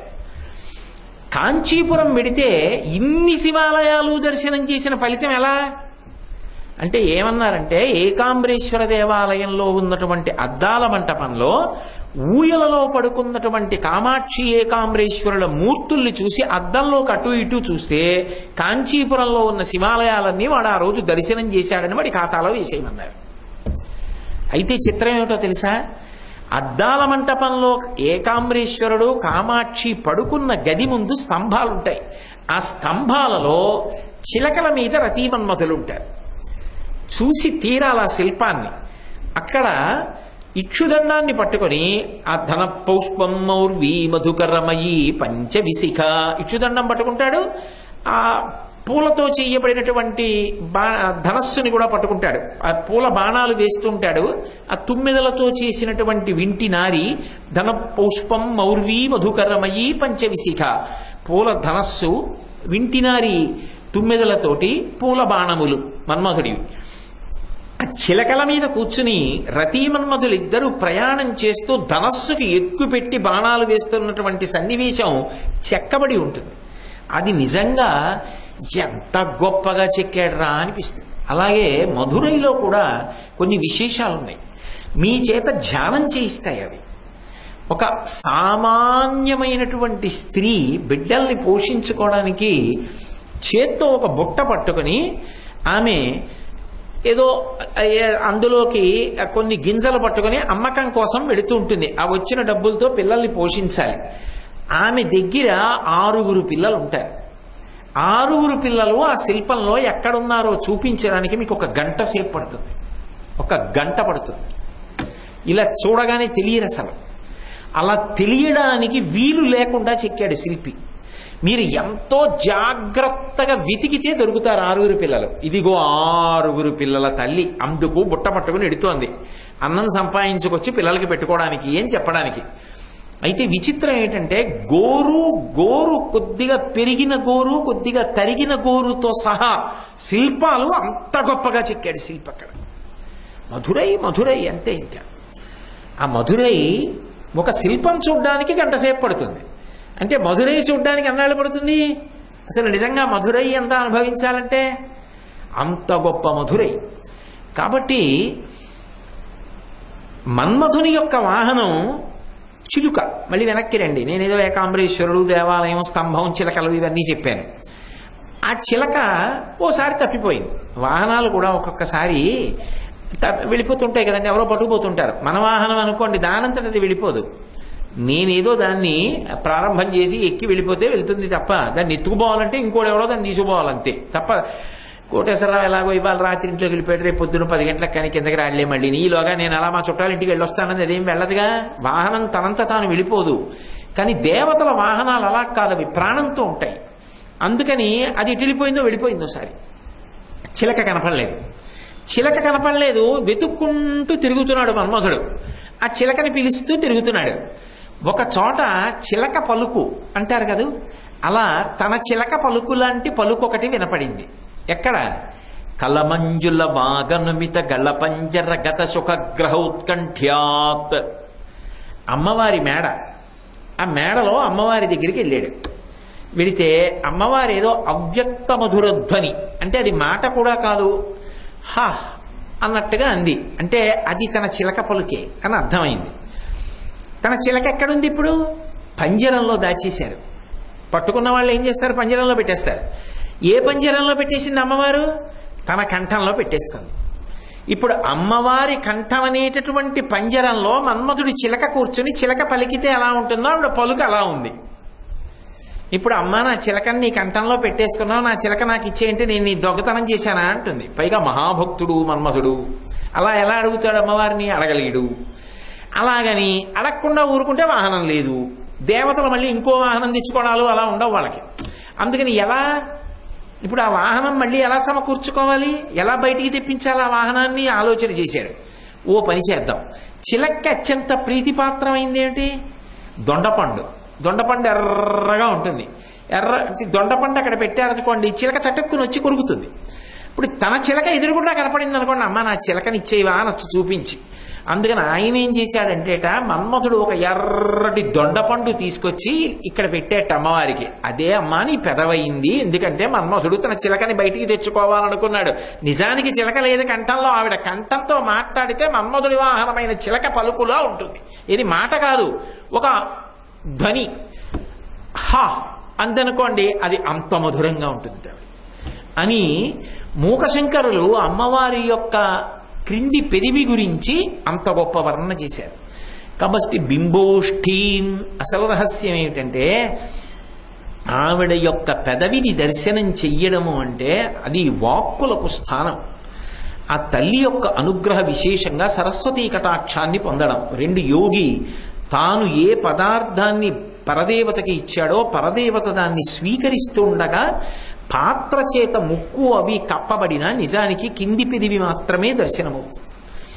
అది యోగి బిడ్డడై రమించేటటువంటి సన్నివేశం. కాబట్టి బింబోష్ఠీం స్మిత దంత పంక్తి రుచిరాం. ఎంత పొదుపుగా వాడతారో. అందుకే శంకరాచార్యుల వారి గురించి ఓ మాట చెప్తారు పెద్దలు. అత్యంత పొదుపరి అయిన ఇల్లాలు, ఈ నెలలో జీతం చాలా తగ్గిపోయిందే, చాలా తక్కువ జీతం, అవి ఇవి ఎక్కువ కూరలు అవి అడక్కో, ఏదో జాగ్రత్తగా సరిపెట్టు అంటే వంకాయలు పట్టరండి పొట్లకాయలు పట్టరండి అని అనకుండా, కానీ ఏదో ఒకరోజు పాటోళీ చేసి ఒకరోజు పచ్చి పులుసు చేసి రోజూ తిన్న పదార్థాల కన్నా రుచిగా ఉన్నాయా అన్నట్టుగా తక్కువ ద్రవ్యంతో అత్యంత పొదుపరితనంతో భర్తని తృప్తిపరచగలిగిన భార్య ఎలా ఉంటుందో శంకరాచార్యుల వారి అక్షరాలు వాడుకోవడం అంత పొదుపరితనంగా ఉంటుందంటే. అంత భావస్ఫోరకంగా అంత అద్భుతంగా వాడతారైన పదాలని. అందుకే శంకరాచార్యుల వారి సాహిత్యంలో ఒక అక్షరం తీసి అక్షరాన్ని పెట్టడం కుదరదు అంటారు. స్మిత దంత పంక్తి రుచిరాం. స్మిత అంటే చిన్న నవ్వు నవ్వుతోంది ఆవిడ. ఆ చిన్న నవ్వు నవ్వినప్పుడు విచ్చుకోకుండా విచ్చుకున్నాయి పెదవులు. ఏదో పెదవులు బాగా విచ్చుకున్నాయి అనుకోండి, ఏదో వికటాట్టహాసం మహిషాసురుని సంహరించేటప్పుడు నవ్వినట్టు ఉంటుంది. అప్పుడు మనం ఎదురుకుండా నిలబడలేము, భయం వేస్తుంది. ఆవిడ అసలు నవ్వకుండా అని కూర్చుంది అనుకోండి, మహారాజ్ఞి తెల్లవారు లేస్తే కష్టాలు సుఖాలు ఆవిడికే చెప్పుకోవాలి మనం. అమ్మో అమ్మవారు ఏమిటో మూతి బిగించు కూర్చుంది, ఆవిడంతా సరైనటువంటి స్థితిలో లేదేమో, ఇప్పుడు ఎందుకు లేదు ఆవిడ దగ్గరికి వెళ్ళడం అంటాం. అలా కాకుండా ఆవిడ పెద్ద నవ్వు నవ్వకుండా, అలాగని పెదవులు మూసుకుని కూర్చోకుండా, ఆ దంతముల పంక్తి కనపడకుండా ఆవిడ ఒక చిరునవ్వు నవ్వుతోంది అనుకోండి, అప్పుడు ఇది మంచి సమయం, అమ్మవారి దగ్గరికి వెళ్ళి మనం మంచి మాటలు 4 చెప్పుకుందాం, తల్లి మన ఆపద తీరుస్తుందని చెప్పి గబగబా భక్తులు పరిగెడతారు. అందుకనిట ఆవిడ నిలబడినప్పుడు ఎలా నిలబడిపోయిందంటే స్మిత దంత పంక్తి రుచిరాం. నిజంగా మీరు ఆ దర్శనం చెయ్యాలి మధురైలో, అలాగే నిలబడింది ఆ తల్లి. స్మిత అంటే చిన్న చిరునవ్వు, అది పరిశుద్ధమైనటువంటి చిరునవ్వు. పెదవులు విచ్చుకోకుండా నవ్వితే దాని చేత ఇక్కడ బుగ్గల్లో చిన్న మార్పు వచ్చి చిన్న సొట్ట పడితే దాని వలన ముఖంలో ప్రసన్నత్వం అంతా కూడా ప్రతిబింబిస్తే దాన్ని స్మిత అంటారు. చిన్న నవ్వు నవ్వింది అని.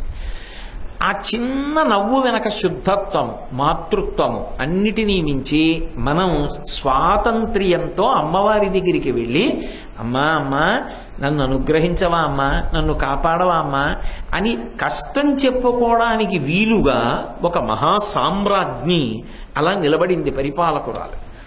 అది ఆమె యొక్క నవ్వుకున్నటువంటి సౌందర్యం, అది మీనాక్షి యొక్క నవ్వు. ఇందులో విశేషం ఏమిటంటే ఆ చిరునవ్వు నవ్వుతున్నటువంటి అమ్మవారి ముఖమండలాన్ని మనసులో మీరొక్కసారి దర్శనం చెయ్యగలిగారనుకోండి, అలా దర్శనం చేసినటువంటి ఉత్తర క్షణంలో మనసు ఎంత శాంతిని పొందుతుందో. 2, ఆవిడ అనుగ్రహమునకు పాత్రులవుతారు. 3వ విశేషం ఇంకొకటి ఉంటుంది. నిజానికి దాన్ని పోల్చడానికి ఇంకేం ఉండదు. దాన్ని పోల్చడానికి ఏం చేస్తారంటే అవకాశం ఇంకేమీ లేక రెండింటిని తీసుకుంటారు. పద్మంతో పోలుస్తారు, లేకపోతే పౌర్ణమి చంద్ర బింబాన్ని తీసుకుంటారు. తీసుకుని రెండిటితో పోలుస్తారు. నిజానికి లోకంలో ఒక విశేషం ఉంది. ధ్యానంలో చిరునవ్వు నవ్వుతున్నటువంటి అమ్మవారి ముఖమండల దర్శనం చేసేటటువంటి యోగి ఆ దర్శనానుభూతిని పొందినప్పుడు శ్వాసనలు పీల్చి ఆనందంతో తన్మయావస్థకి లోనైపోతాడు. ఎందుకని అంటే పద్మ ప్రభాభాసురాం అని శంకరాచార్యులు వారి అంటారు. ఆమె శరీరం అంతా పద్మ సుగంధం వస్తుంటుంది. ఆ చిరునవ్వు నవ్వుతున్న ముఖమండలాన్ని దర్శనం చేయడానికి అలవాటు పడిపోవడం ఎలా ఉంటుంది అంటే నల్లమందుకు అలవాటు పడిపోయిన నెమలిలా ఉంటుంది. రామకృష్ణ పరమహంస మాటల్లో చెప్పాలంటే నెమలికి అంతకుముందు నల్లమందు అలవాటు లేదు. ఒక గడుసు వ్యక్తి ఏం చేశాడంటే ఒకరోజు ఉదయం 11 గంటలకి నెమలి అలా దగ్గరికి వస్తే ఓ నల్లపోసంత నల్లమంది ఎట్టాడు. అది ఆ నల్లమందు తింది. ఆ నల్లమందు నాడీ మండలానికి ఉత్ప్రేరకంగా పనిచేయడానికి అలవాటు పడింది. మరునాడు 11 అయ్యేటప్పటికీ ఇంకా ఉండలేకపోయింది. గబగబా వచ్చి మళ్ళీ ఆ నల్లమందు కోసం చుట్టూ తిరిగింది. ఇంకా వారం రోజులు తిన్న తర్వాత ఇంకా దాని పరిస్థితి ఎలా ఉంటుందో నేనేం చెప్పక్కర్లేదు, మీకు తెలుసు. ఆ నల్లమందు లేకపోతే అది బతకలేదు. అలా అమ్మవారి యొక్క చిరునవ్వుతో కూడుకున్న ముఖమండల దర్శనం చెయ్యడానికి అలవాటు పడినటువంటి సాధకుడు అసలు అమ్మవారి ముఖమండలాన్ని అలా దర్శనం చెయ్యకుండా పూజ పూర్తి చెయ్యలేడు. ఆ దర్శనంలో ఆ పరదేవత యొక్క పరిపూర్ణమైనటువంటి అనుగ్రహానికి పాత్రుడవుతాడు.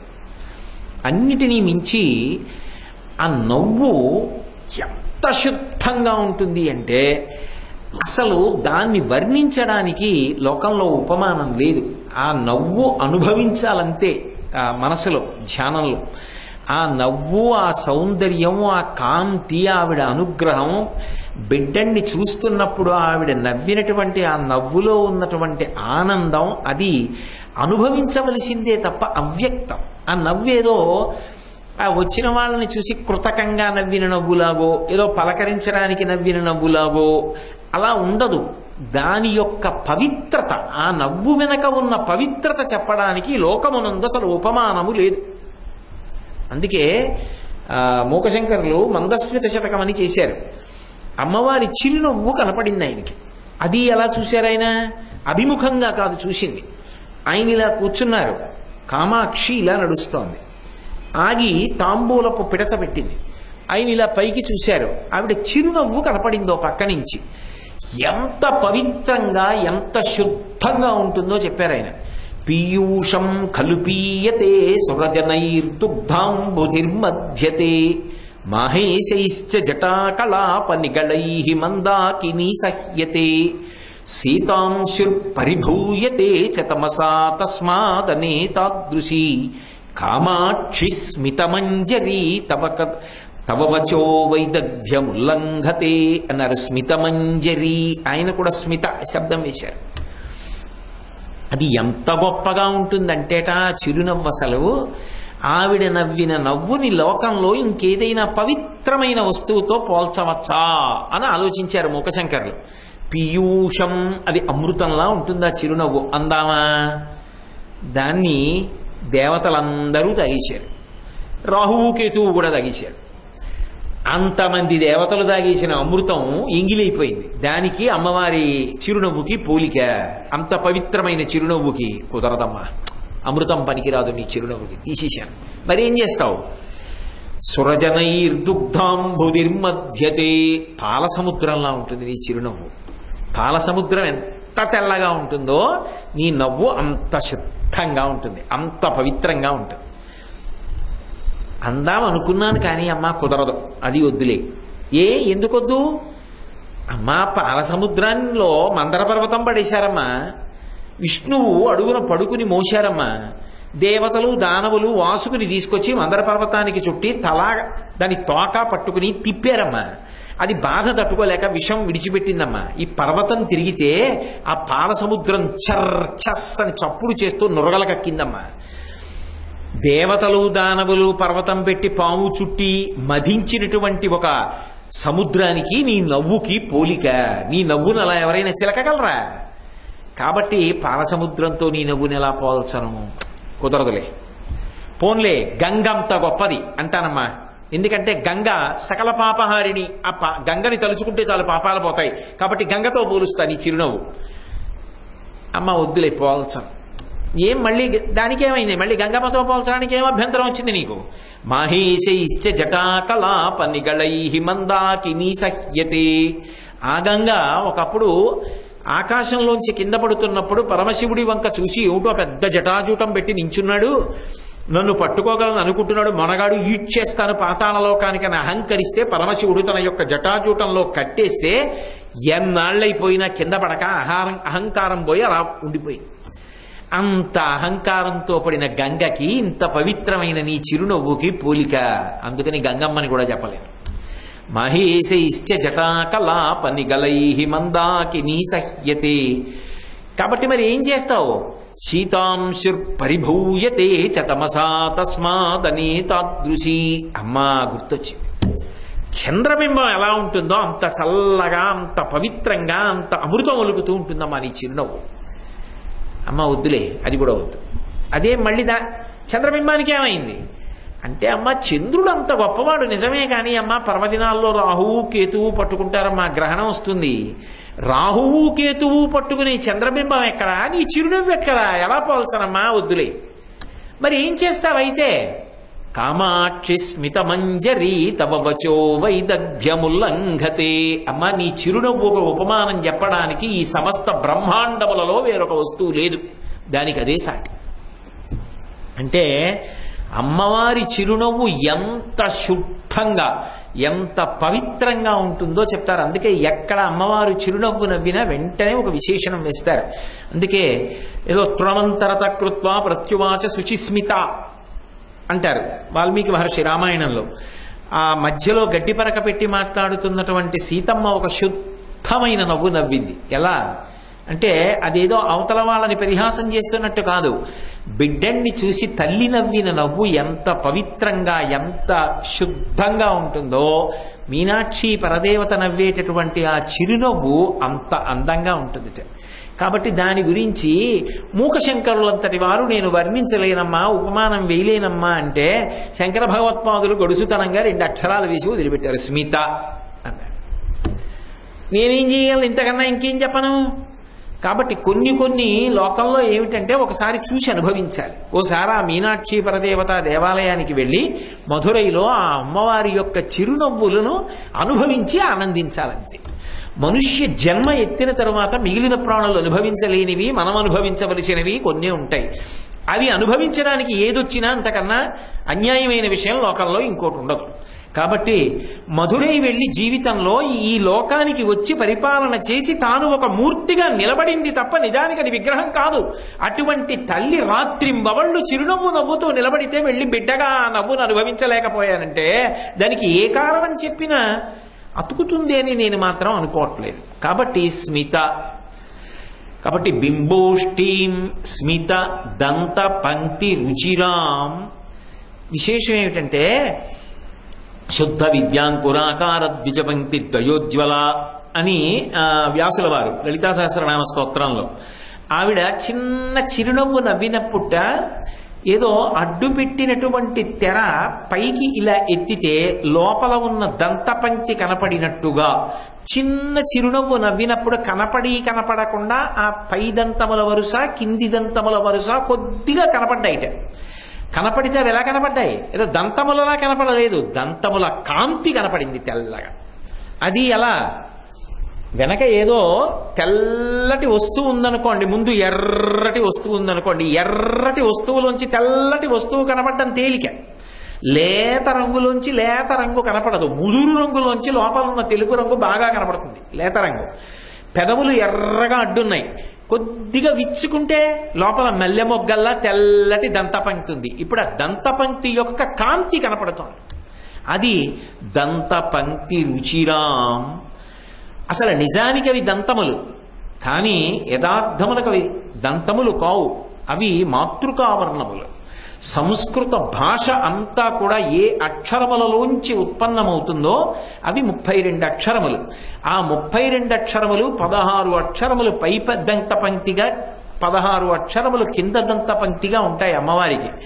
అంటే శంకర భగవత్పాదుల యొక్క ప్రతిపాదన ఏమిటంటే, ఈ చిరునవ్వు నవ్వుతున్నప్పుడు అమ్మవారి యొక్క పెదవులు విచ్చుకోకుండా విచ్చుకున్నప్పుడు లోపల ఉన్నటువంటి పైదంత పంక్తిలోని 16 దంతములు, కింద పంక్తిలో ఉన్న 16 దంతముల యొక్క కాంతి కనపడినంత మాత్రము చేత ఆ వ్యక్తికి సరస్వతి కటాక్షము కలుగుతుంది.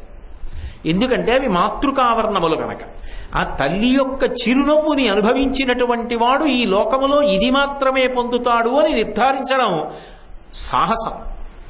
ఆ తల్లి ఏదైనా కటాక్షించగలదు చిరునవ్వుతో. అందుకే అంత గొప్ప చిరునవ్వు కలిగినటువంటి తల్లి అని చెప్పడం కోసం బింబోష్ఠీం స్మితదంత పంక్తి రుచిరాం పీతాంబరాలంకృతాం. సాధారణంగా అమ్మవారు అనేటప్పటికీ మనం ఎర్రటి బట్ట కట్టుకున్నటువంటి తల్లిగా ఊహ చేస్తాం. ఎందుకంటే అరుణారుణమైనటువంటి వస్తువు కట్టుకుని ఉంటుంది అని. రక్తాంబరాం రక్తవర్ణాం రక్తమాల్యాంబరధరాం అని ఎర్రటి మాలలు వేసుకుని ఎర్రటి బట్ట కట్టుకుని ఉంటుంది అని. కానీ ఇక్కడ శంకర భగవత్పాదులు పచ్చటి బట్ట కట్టుకున్నది అన్నారు. పచ్చటి బట్ట అన్న మాటకు అర్థం ఏమిటంటే అదొక రంగు, ఆ రంగు పట్ల ఆమెకి ప్రీతి ఉన్నది అని అర్థం కాదు. మనకి దేవతా స్వరూపాలు ధరించేటటువంటి బట్టల వెనక కూడా ఒక తత్వం ఉంటుంది. ఆ తత్వము లేకుండా ఉండదు. స్వామి హనుమ ఉన్నాడనుకోండి, ఎప్పుడు తెల్లటి వస్త్రాలు కట్టుకుంటారు. వేష్టితార్జున వస్త్రం తం విద్యుత్ సంఘాత పింగళం అని. పరమశివుడు ఉన్నాడనుకోండి, తెల్లటి బట్ట కట్టుకుని ఉంటాడు. సరస్వతీదేవి ఉందనుకోండి, తెల్లటి బట్ట కట్టుకుంటుంది. విమలపటి కమలకుటి పుస్తక రుద్రాక్షస్త హస్తపుటి కామాక్షి పక్ష్మలాక్షి కలిత విపంచి విభాసి వైరించి అని. సాధారణంగా జ్ఞానాన్ని అనుగ్రహించేటటువంటి స్వరూపాలు అన్నీ తెల్లటి బట్ట కట్టుకుంటాయి. అసలు మీరు రక్షించమని అడగవలసిన అవసరం లేకుండా ఎవరిని చూసినంత మాత్రం చేత, ఎవరిని స్మరించినంత మాత్రం చేత, ఎవరి నామము ఉచ్చరించినంత మాత్రము చేత, ఎవరి స్తోత్రమును పలికినంత మాత్రము చేత, ఎవరి రూపాన్ని భావన చేసినంత మాత్రం చేత, ఎవరిని మనసులో స్మరించినంత మాత్రము చేత రక్షణ కలుగుతుందో, రక్షణ భారమును స్వీకరిస్తారో వారు పచ్చబట్ట కట్టుకుంటారు. అది శాస్త్రము యొక్క ప్రతిపాదన. అందుకే చూడండి, విష్ణువు పీతాంబరధరుడు.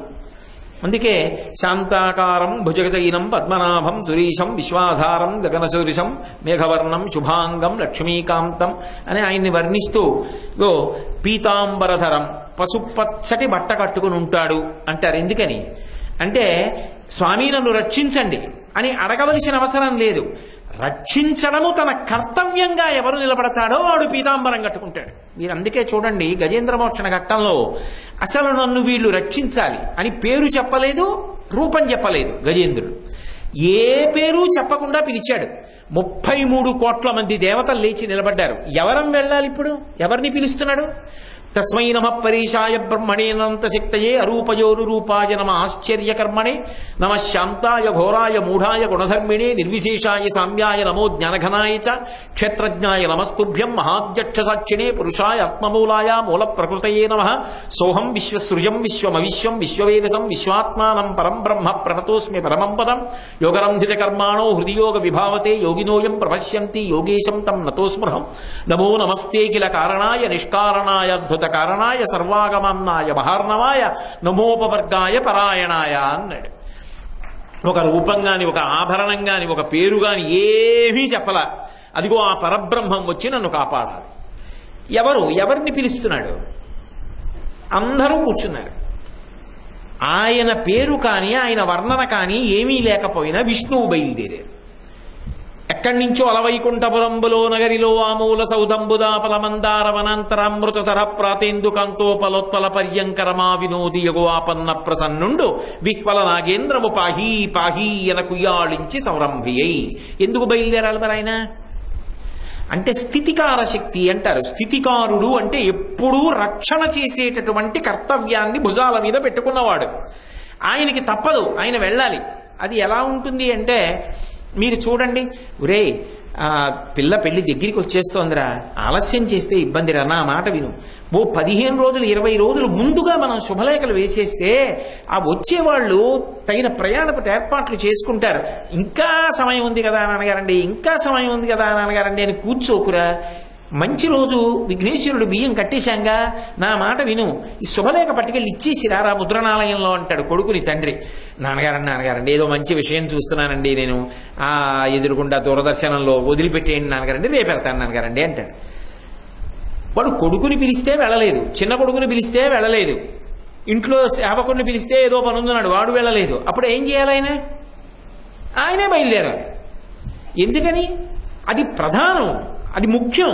ఆ ముఖ్యమైన పనికి ఎవడో వెళ్ళనప్పుడు ఆయనే బయలుదేరుతాడు తప్ప వాడు చేయలేదని ఈయన చేయకుండా ఉండడానికి మాత్రం వీల్లేదు. వాళ్ళు ఎవరు చేయలేదండి, అందుకు శుభలేఖలు వేయలేదండి, మీకు ఆలస్యంగా వేసామంటే ఒప్పుకుంటారా? మా పెద్ద అబ్బాయి వెళ్ళలేదండి, మా చిన్న అబ్బాయి వెళ్ళలేదు, బుద్ధి ఉందా లేదా, వెళ్ళకపోతే నువ్వు వెళ్ళాలంట. ఇప్పుడు ఎక్కడ వస్తాం? ఎక్కడ దొరుకుతాయి? రమ్మంటే ప్రయాణపు ఏర్పాట్లు అంటారు. అలా స్థితికర్త లక్షణమేమి, స్థితికర్త కర్తవ్యమేమి అంటే, ప్రధానంగా పచ్చటి బట్ట కట్టుకున్నాడు అంటే పరమమంగళప్రదుడు, ఎప్పుడూ కూడా మీ యొక్క రక్షణకి ఆయన హేతువై ఉన్నాడు అని గుర్తు. ఆ భగవంతుడికి స్త్రీ పురుష స్వరూపం ఉంటుందా?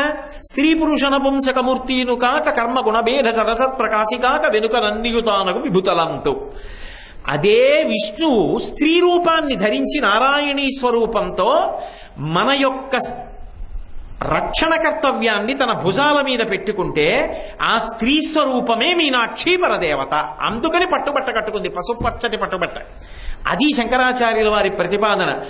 ఆమెని స్మరించడం, ఈ పంచరత్నాలు చదువుకోవడం, ఒక్కసారి మనసులో ఆమె నామాన్ని చెప్పడం, ఆమె రూపాన్ని భావన చెయ్యడం, ఆమెని స్తోత్రం చెయ్యడం అన్ని ఉపద్రవముల నుండి మనల్ని రక్షించడానికి కారణమవుతుంది. కాబట్టి ఆ విషయం చెప్పడం కోసం ఆమె స్థితికార శక్తిగా నిలబడి సర్వకాలముల యందు భక్తుల యొక్క ఆపదని పోగొట్టగలిగినటువంటి పరమాద్భుతమైనటువంటి స్వరూపము సుమా. ఒకప్పుడు మధురై క్షేత్రంలో ఏమైందంటే, ఈ విశ్వాసమునకు చెందనటువంటి వారు కొందరు అమ్మవారి దేవాలయాన్ని అంతటినీ కూడా పడగొట్టేస్తాం, ఇదంతా కూడా ఏమిటి పెద్ద మీనాక్షి దేవాలయం ఏమిటి, ఈ హడావిడి ఏమిటి, జనం ఏమిటి, భక్తులేమిటి, ఈ అలజడి ఏమిటి అని చెప్పి దేవాలయాన్ని పడగొట్టేయడానికి ఏర్పాట్లు చేశారు. చేసి మరునాడు ఉదయం వచ్చి ఆలయాన్ని పడగొట్టబోతున్నారు. వాళ్ళు మంచి అధికారంలో ఉన్నవాళ్ళు, సామాన్యులు వెళ్ళి అడ్డేం చెప్తారు, అందరూ ఏడుస్తూ నిలబడ్డారు. అయ్యో, ఇంత గొప్ప దేవత కైలాసం నుంచి పరమశివుణ్ణి తీసుకొచ్చింది, అటువంటి తల్లి దేవాలయం పడగొట్టేయడమా అని గుణపాలు ఎత్తి పొడవబోయారు. అంతే, గుణపం ఎత్తేటప్పటికి నెత్తురు కక్కుకుని ఎంతమంది వచ్చారో అంతమంది శరీరాలు వదిలిపెట్టేశారు. వాళ్ళు అమ్మ దేవాలయం నిలబడాలని కోరుకున్నారంతే, వాళ్ళేం దెబ్బలాటకెళ్ళలేదు. వెంటనే వాళ్ళ కోరికను అనుసరించి రక్షించుకుందా లేదా ఆవిడ? అది రక్షణ శక్తి. అలా ఎంతమందిని రక్షించింది అంటే దానికి అర్థం ఉండదు. ఇంకా ఎంతమంది చరిత్ర మీరు చెప్తారు? మీనాక్షి అనుగ్రహాన్ని పొందినటువంటి వారి యొక్క జీవితాలు ఎన్ని కోట్లు ఉన్నాయో, ఈ క్షణంలో ఆ తల్లి ఎంతమందిని అనుగ్రహిస్తోందో. కాబట్టి అలా అనుగ్రహించగలిగిన స్వరూపం కనుక పీతాంబరాలంకృతాం విష్ణు బ్రహ్మ సురేంద్ర వందితపదాం. ఆమె నమస్కరింపబడుతోంది. ఎవరి చేత అంటే విష్ణువు చేత, బ్రహ్మ చేత, సురేంద్రుడంటే దేవేంద్రుడి చేత ఆమె నమస్కరింపబడుతోంది. నమస్కరింపబడుతున్నటువంటి పాదములు కలిగినది. భారతదేశంలో నాకు తెలిసినంత వరకు ఉన్నటువంటి మిగిలినటువంటి అమ్మవారి దేవాలయాలన్నీ ఒకెత్తు, ఒక్క మీనాక్షి దేవాలయం ఒక్కటి ఒకెత్తు. ఎందుకో తెలుసా? మీరు మూలమూర్తిని చూసినప్పుడు మీకు స్పష్టంగా ఒక విషయం కనపడుతుంది. సాధారణంగా దేవతామూర్తులు నిలబడితే 2 పాదములు పక్క పక్కన ఉంటాయి, సమానంగా ఉండి నిలబడతారు. ఓ పక్కకి ఎడం పక్కకో కుడి పక్కకో ఆ పరిస్థితిని బట్టి కొద్దిగా ఒరుగుతారు అందానికి, అనుగ్రహశక్తిగా. కానీ ఒక్క మీనాక్షి పరదేవత మాత్రం ఎడమ పాదం కన్నా కుడి పాదం కొంచెం ముందుకు పెట్టి ఉంటుంది మూలమూర్తిలో. మూలమూర్తి ఎడమ పాదం కుడి పాదం 2 పక్క పక్కన ఉండవు పీఠం మీద. ఎడమ పాదం కన్నా కుడి పాదం కొంచెం ముందుకు వస్తుంది. దాని అర్థం ఏమిటో తెలుసా? నువ్వు వచ్చి నా మ్రోల నిలబడితే చాలు, నన్ను స్మరిస్తే చాలు, ఆదుకోవడానికి పరిగెత్తుకు రావడానికి నేను సిద్ధంగా ఉన్నాను. చూడండి, పరుగు పందెంలో పాల్గొంటున్నటువంటి వాళ్ళు ఒక కాలు ముందుకి పెట్టి ఒక కాలు వెనక్కి పెట్టి ఏదో శబ్దం చెయ్యగానే ఇక పరిగెత్తడానికి సిద్ధంగా ఉంటారు. అలా అమ్మా అనగానే పరిగెత్తడానికి సిద్ధంగా ఉన్నానని చెప్పడానికి కుడికాలు ముందు పెట్టి ఎడమ పాదం కొద్దిగా వెనక్కి పెట్టి ఉంటుంది ఒక్క మీనాక్షిమూర్తి. అంత అద్భుతమైనటువంటి రక్షణ శక్తి, అంత గొప్ప మాతృస్వరూపం. అందుకే అటువంటి ఆ తల్లి పాదములను ఎల్లవేళలా పూజిస్తూ ఉంటారట. ఎవరెవరు? విష్ణు బ్రహ్మ సురేంద్ర వందిత పదాం. మొట్టమొదట విష్ణువుని చెప్పారు, విష్ణువు పూజ చేస్తూ ఉంటారు. అంటే దేవతల మధ్య అనుబంధాలు శాశ్వతంగా ఇలాగే ఉంటాయి అని చెప్పడానికి ఉండదు. ఎందుచేత అంటే కరాంగుళిన కోత్పన్న నారాయణ దశాకృతి అని లలితా సహస్రంలో వ్యాసుడు. అమ్మవారు తన 10 వేళ్లు ఇలా అందొకప్పుడు, అంటే దశావతారాలు వచ్చాయి ఆమె వేళ్లల్లోంచి. ఇప్పుడు విష్ణువు యొక్క 10 అవతారాలు వస్తే ఈ 10 అవతారాలకి తల్లి ఎవరు? ఎవరి వేళ్లల్లోంచి వచ్చాయి? ఆవిడ వేళ్లల్లోంచి వచ్చాయి. వచ్చినప్పుడు ఆ మీనాక్షి విష్ణువుకి ఏమవుతుంది? తల్లి అవుతుంది. అందుకే శంకరాచార్యులు వారు సౌందర్యలహరి చేస్తూ రణీజిత్వా దైత్యానపహృత శిరస్త్రై కవచిభిః నివృత్యై చండాంశస్త్రిపురహర నిర్మాల్య విముఖైః విశాఖేంద్రోపేంద్రో శశివిశదకర్పూరశకలాః విశాఖేంద్రోపేంద్రైః శశివిశదకర్పూరశకలాః విలీయంతే మాతస్తవ వదన తాంబూలకవళాః అన్నారు. రాక్షసుల మీద యుద్ధానికి 3 వెళ్ళారు. వెళ్ళినప్పుడు ఎవరెవరిని చెప్పారంటే శంకరాచార్యులు వారు విశాఖేంద్రోపేంద్రో. ఆయన ఏది చెప్పినా చాలా గంభీరంగా చెప్తారు. మొట్టమొదట విశాఖుడు అన్నారు, సుబ్రహ్మణ్యుడు. తర్వాత ఇంద్రుణ్ణి చెప్పారు. తర్వాత ఉపేంద్రో శ్రీ మహావిష్ణువు అని చెప్పారు. సాధారణంగా లోకంలో రాక్షస సంహారం అంటే ముందు విష్ణువుని చెప్తారు. శంకరాచార్యులు వారు ముందు సుబ్రహ్మణ్యుని చెప్పారు. అదేమిటి అంటే యుద్ధానికి వెళ్ళేటప్పుడు సర్వసైన్యాధిపతి ఎవరుంటాడో వాడిది అగ్రస్థానం. అన్ని వేళలా అందరికీ పెద్దపీట ఒక తోట వెయ్యరు. ఇప్పుడు ఓ దేవాలయంలోకి వెళ్ళారనుకోండి, దేవాలయంలో అందరికన్నా మర్యాద పొందవలసిన వాడెవరు? ధర్మాత్ముడు. ఎవడు పరమధర్మాత్ముడో, ఎవడు పరమ భక్తి తత్పరుడో వాడికి ముందు దర్శనం అవ్వాలి తప్ప వాణ్ణి పక్కన పెట్టి ఇంకా ఏ కారణానికి దేవాలయంలో ఇతరులకు దర్శనాలు ఉంటే అంతకన్నా హాస్యాస్పదమైన విషయం ఇంకోటి లేదు. దేవాలయంలో ప్రథమ దర్శనం ఎవరికి అంటే భక్తుడికి. చరిత్రలో ఎన్నో మాటలు భక్తుడిని పక్కన పెట్టి తెరేస్తే ఈశ్వరుడు తెరతీసి దర్శనమిచ్చాడు. తిరుమలలో వెంకటేశ్వర స్వామి వారు త్యాగరాజస్వామి వారు వచ్చినప్పుడు తెరేసి దర్శనం ఇవ్వమంటే తెరతీసి త్యాగరాజస్వామికి దర్శనం ఇచ్చాడు కీర్తన చేస్తే. కాబట్టి భక్తుడికి దర్శనం. ఒక వైద్యశాలకు వెళ్ళారనుకోండి, భక్తుడు వచ్చాడండి ముందు ఆయనతో మాట్లాడని వైద్యులు వెళ్ళిపోకూడదు. రోగులకు అక్కడ మొట్టమొదట ఏర్పాటు. ఒక రక్షక భటుడి కార్యాలయం ఉందనుకోండి, ఆర్తితో వచ్చిన వాడికి అక్కడ మొట్టమొదటి ప్రాధాన్యత. ఎక్కడ ఎవరికి ఏ ప్రాధాన్యత ఇవ్వాలో అక్కడ వారికి ఆ ప్రాధాన్యత లేదనుకోండి, వ్యవస్థ అస్తవ్యస్తమైపోయినట్టు కదా. ఏమండి రోజు మీరే పైన కూర్చొని చెప్పాలా, మీరు కింద కూర్చొని చెప్పండి, మేము పైన కూర్చుంటామంటే అస్తవ్యస్తంగా ఉంటుంది. చెప్పేవాడు పైన ఉండాలో వచ్చినా రాకపోయినా, మీకు వచ్చినా కిందే కూర్చోవాలి. అది సభా మర్యాద. కాబట్టి ఎక్కడ ఎవరికి ప్రాధాన్యతో అక్కడ వారికి ప్రాధాన్యత. యుద్ధానికి ఎడుతున్నప్పుడు సర్వసైన్యాధిపతి గొప్పవాడు. అందుకని విశాఖ సుబ్రహ్మణ్యుణ్ణి చెప్పారు. ఇంద్రో దేవతలకు నాయకుడు ఇంద్రుడు. అందుకని యుద్ధం ఆయన మీద కడతారు ముందు. అందుకని ఇంద్రుడు. ఉపేంద్రో, విష్ణువు ఇంద్రుడికి తమ్ముడిగా వచ్చాడు బలిచక్రవర్తి దగ్గర వామనమూర్తిగా. అందుకని ఉపేంద్రో, ఇంద్రుడికి తమ్ముడిగా వచ్చాడు కాబట్టి అన్నగారు ముందెడితే తమ్ముడు వెనకాల వెళ్ళాలి. అందుకని విష్ణువు వెనకాల వెళ్ళాడు. అందుకని విశాఖేంద్రోపేంద్రో శశి విశిద కర్పూర శకలాహ, అమ్మవారు తాంబూల చర్వణం చేస్తుంటే అందులో కర్పూరపు తునకలు కనపడితే ఇంత యుద్ధం చేసి వచ్చిన వాళ్ళు, విజయం సాధించిన వాళ్ళు దేనివల్ల సాధించారు?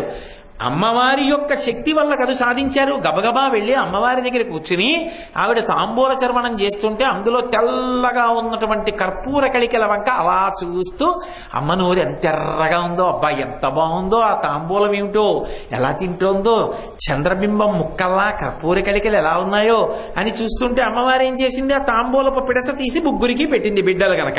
ఇప్పుడు వాళ్ళ ముగ్గురు అంతంత శక్తులను సంపార్జించుకున్నారు. విష్ణువు స్థితికర్త అయ్యారు, సుబ్రహ్మణ్యుడు నిత్య బ్రహ్మచారి అయి సర్వసైన్యాధిపతి అయ్యాడు.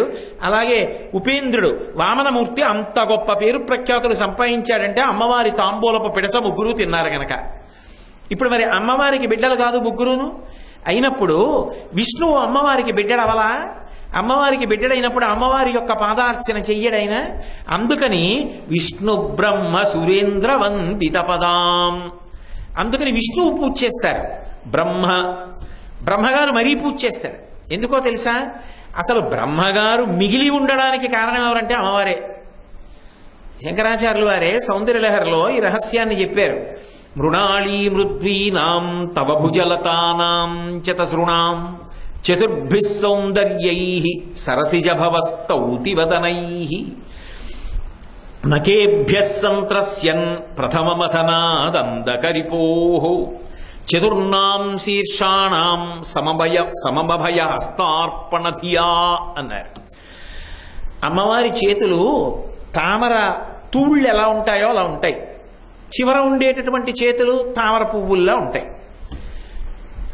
అలా ఉంటే ఒకప్పుడు బ్రహ్మగారు అమ్మవారి దగ్గరికి వచ్చి కూర్చుని ఏదో కళ్యాణం చేయిస్తున్నాడు, లేకపోతే అక్కడికి వచ్చి కూర్చున్నాడు సభలో. కూర్చుని ఉండగా శంకరుడు వచ్చాడు. శంకరుడికి 5 తలకాయలు, బ్రహ్మగారికి 5 తలకాయలు. ఓసారి శంకరుడు వంక చూశాడు. ఓహో సజ్జోజాత ఘోర తత్పురుష వామదేవ ఈశానులు 5 తలకాయలు. తన తలలు ఇలా తడువుకున్నాడు. నాకు 5 తలకాయలు, పెద్ద ఆయనకి నాకు తేడా ఏమిటన్నాడు. ఓహో నీకు నాకు 5 తలకాయలు కాబట్టి నాకన్నా గొప్పవాడిని అనుకుంటున్నావా అని నకేభ్య సంత్రస్యన్ ప్రథమమథనాదంధకరిపోహో, అంధకుని శత్రువు అయినటువంటి పరమశివుడు ఏం చేశాడంటే ఏదో త్రిశూలం చేసి పెద్ద యుద్ధం చేయలేదు. 5 ఉన్నాయి కాబట్టి కదా నీకు ఈ అల్లరి, ఓడి తగ్గించేస్తే గొడవ వదిలిపోతుందని ఇలా గిల్లేశాడు. గిల్లేస్తే తలకాయ తీసేసేవాడు మిగిలినవి గెలడం లెక్క ఏమిటి? వాడు మొక్కజోలికి వెళ్ళనీయకూడదు. మొక్కజోలికి వెళ్ళి గెలడం మొదలెట్టాడు అనుకోండి, ఒక్క మొగ్గే గిల్లుతాడని ఏమైనా ఉందా? ఒకటి గిల్లినవాడు ఎన్నైనా గిల్లుతాడు. కాబట్టి ఒకటి గిల్లేశాడు, ఆ 4 వదిలేస్తాడని ఏంటి నమ్మకం? అందుకని వెంటనే బ్రహ్మగారు అన్నారట, చతుర్భిః సౌందర్యం సరసిజభవస్తౌతి వదనైః. వెంటనే అమ్మవారి వంక చూశాట. అమ్మా నీకు నాకు అనుబంధం ఉంది. నేను తామర పువ్వులోంచి పుట్టాను, నీ చేతులు తామర పువ్వుల్లో ఉంటాయి, కాబట్టి మన ఇద్దరికి అనుబంధం లేదు, కాపాడమ్మా అని మిగిలిన 4 తలకాయలు తీసుకెళ్లి అమ్మవారి 4 చేతుల కింద పెట్టేట్టాడు. శంకరుడు గిల్లుదామని ఇలా చూశాడు, అమ్మవారి చేయి తగిలింది, నవ్వి ఊరుకున్నాడు. అమ్మవారి 4 చేతులు ఆ బ్రహ్మగారి మిగిలిన 4 తలకాయల మీద పెట్టింది కాబట్టి మిగిలే ఆ 4. చతుర్నాం శీర్షాణం సమభయ హస్తార్పణధియా, మీకేం భయం లేదు అని తల మీద చేయబెట్టాను అనుకోండి, అభయం ఇచ్చానని గుర్తు. అమ్మవారు 4 చేతులు బ్రహ్మగారి 4 తలల మీద పెడితే నేను అభయం, నీకేం బెగలేదు అంది. శివుడు చూశాడు, ఎలా గిల్లేస్తాడు? ఊరుకున్నాడు. కాబట్టి బ్రహ్మగారు అప్పటి నుంచి మహాభక్తుడు అమ్మవారికి. కాబట్టి ఇప్పుడు ఆ విష్ణువుతో పాటుగా బ్రహ్మగారు కూడా పూజ చేస్తున్నాడు. వీళ్ళిద్దరూ కాకుండా సురేంద్రో, దేవేంద్రుడు కూడా అమ్మవారి ఎప్పుడూ పూజ చేస్తుంటాడు. ఎందుకంటే అమ్మవారి మహాభక్తుల్లో దేవేంద్రుడు ఒకడు. కఠోపనిషత్తులో దానికి సంబంధించి ఒక ప్రత్యేకమైనటువంటి కథే ఉంది. ఇంద్రుడు ఒకప్పుడు రాక్షసుల మీదకి యుద్ధానికి వెళ్ళి రాక్షసులందరినీ గెలిచి తిరిగి వచ్చి శ్రీకాళహస్తి పక్కన ఉన్నటువంటి వన ప్రాంతంలో దేవతల్ని పెట్టి కూర్చున్నాడు. ఓహో వీళ్ళు నేనే గెలిచాను అనుకుంటున్నాడు రా, వీళ్ళ సంగతి ఏమిటో చెప్పాలని అమ్మవారు ఒక తేజో రూపంగా వచ్చింది. ఆ రూపం ఏమిటి అలా ఉంది కనుక్కురా అని చెప్పి వాయువుని పంపించాడు. వాయువు వెళ్ళాడు. నువ్వు ఎవరంది అమ్మవారు? నేను వాయువుని, పెద్ద పెద్ద చెట్లు పడగొట్టేస్తానన్నాడు. ఇలా గడ్డి పరకం దోసేయండి, తొయ్యలేకపోయాడు. అగ్ని వెళ్ళాడు, ఏం చేస్తామంది, ఏదైనా కాల్చేస్తానన్నాడు. ఆ గడ్డి పరకని కాల్చండి, కాల్చలేకపోయాడు. ఇంద్రుడు వెళ్ళాడు, ఇంద్రుడు వెళ్ళి చూశాడు. చూసేటప్పటికీ అమ్మవారంది నువ్వెవరంది. ఆయనకి అర్థమైంది ఆవిడ అమ్మవారు. ఆవిడ శక్తి మనలో ప్రవేశిస్తే మనం గెలిచాం, నేను అది నేను ఇది ఏమిటి అని అమ్మవారి కాళ్ళ మీద పడి నమస్కారం చేశాడు. ఉమా అంటారు ఆ స్వరూపాన్ని. ఉపనిషత్తులో ఇంద్రుడికి కనువిప్పు కలిగిన సంఘటనగా చెప్తారు దాన్ని. కాబట్టి ఆయనని విష్ణు బ్రహ్మ సురేంద్ర వందిత పదాం, వందిత అంటే నమస్కరిస్తుంటారు ఎప్పుడు. ఆ ముగ్గురు కూడా అమ్మవారి పాదముల మీద కిరీటముల యొక్క కాంతులు పడేటట్టుగా నమస్కరిస్తూ ఉంటారు. ఇదే శంకరాచార్యులు వారు సౌందర్యలహరిలో మార్చి ఒక అద్భుతమైన మాట వాడారు. ముకుంద బ్రహ్మేంద్ర స్ఫుటమకుట నీరాజిత పదాం అన్నారు. ముకుంద బ్రహ్మేంద్ర, అక్కడ కూడా ముకుంద అంటే విష్ణువు, బ్రహ్మ అంటే బ్రహ్మ, ఇంద్ర అంటే ఇంద్రుడు. అదే వరుస క్రమాన్ని ఇక్కడికి తీసుకొచ్చి విష్ణు బ్రహ్మ సురేంద్ర వందిత పదాం అన్నారు. అయితే ఇక్కడ మీరు ఒక్క విషయాన్ని బాగా పట్టుకోవాలి. సృష్టికర్త స్థితికర్త లయకర్త అందామా, అలా ఎలా పొసగుతుంది? మరి రుద్రుడేడి?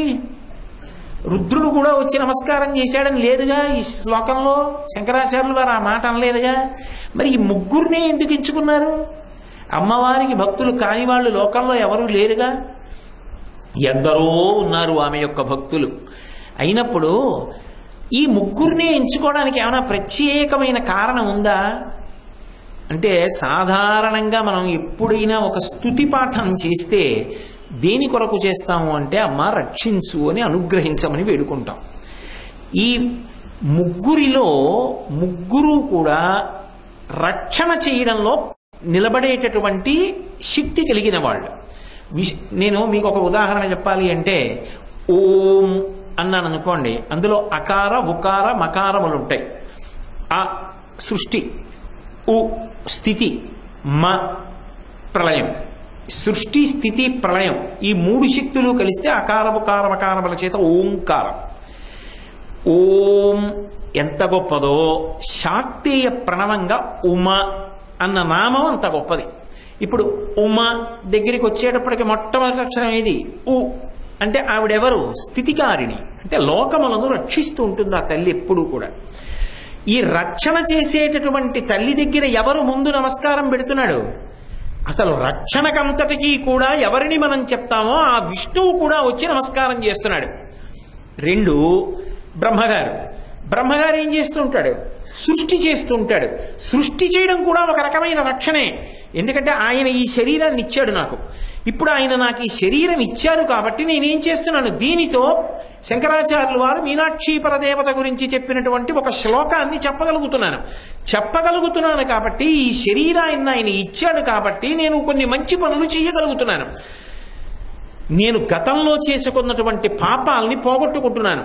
వాక్కు చేత మంచి మాటలతో పుణ్యం సంపాదించుకోవచ్చు, మంచి పనులు చేసి శరీరాన్ని కాయిక కైంకర్యం చేసి మంచి పనులు సంపాదించుకోవచ్చు, మంచి ఆలోచనలు చేసి మంచి పుణ్యాన్ని సంపాదించుకోవచ్చు.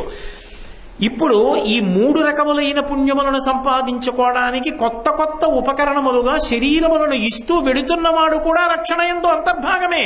అందుకని బ్రహ్మగారు కూడా స్థితికర్తయే. మరి ఇంద్రుడెలా అంటే, ఎప్పుడైనా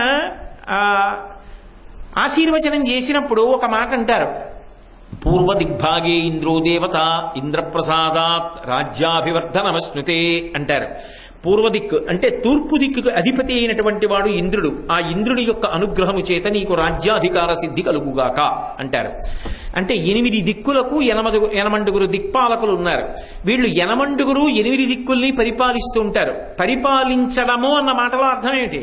పరిపాలించుట అంటే బలహీనుండి బలవంతుడు వచ్చి ఇబ్బంది పెట్టకుండా కాపాడుతూ ఉంటారు, అంటే రక్షణ చేస్తూ ఉంటారు. అంటే ఇప్పుడు పూర్వ దిగ్భాగే ఇంద్రో దేవత అంటే ఇంద్రుడు దిక్పాలకుడై పరిపాలన చేస్తున్నాడు. అంటే రక్షణైనా చేస్తున్నాడు. రక్షణ చేసే వాళ్ళు ఎవరున్నారో వాళ్ళందరూ రక్షణ శక్తిని ఎక్కడి నుంచి పొందుతున్నారు? ఆవిడ పాదములకు నమస్కరించి పొందుతున్నారు. అంటే అది ఓవర్ హెడ్ వాటర్ ట్యాంకు, అందులోంచి నీళ్లు వీటన్నింటిలోంచి వస్తున్నాయి. అందుకని ఆవిడికి ఒక నమస్కారం చేస్తే ఇప్పుడు మొత్తం స్థితికర్తలందరికీ నమస్కారం వెళ్ళిపోతోంది. ఇది చెప్పడానికి విష్ణు బ్రహ్మ సురేంద్ర వందిత పదాం. ఆ తల్లి పాదముల వంక చూసి ఒక్క నమస్కారము చెయ్యగలిగితే ఆ ఒక్క నమస్కారము చేత నీవు అందరు స్థితికర్తల యొక్క అనుగ్రహాన్ని పొందుతావు. బ్రహ్మగారి అనుగ్రహాన్ని, విష్ణు అనుగ్రహాన్ని, సురేంద్రుడి అనుగ్రహాన్ని కూడా నువ్వు మూట కట్టుకుంటావు. కాదు వాళ్ళకి కూడా రక్షణ సామర్థ్యం ఇవ్వగలిగినటువంటి అమ్మ అనుగ్రహము కన్నా గొప్ప అనుగ్రహం ఇక లోకములో ఉండదు. కాబట్టి విష్ణు బ్రహ్మ సురేంద్ర వందిత పదాం తత్వస్వరూపాం. ఎవరావిడ?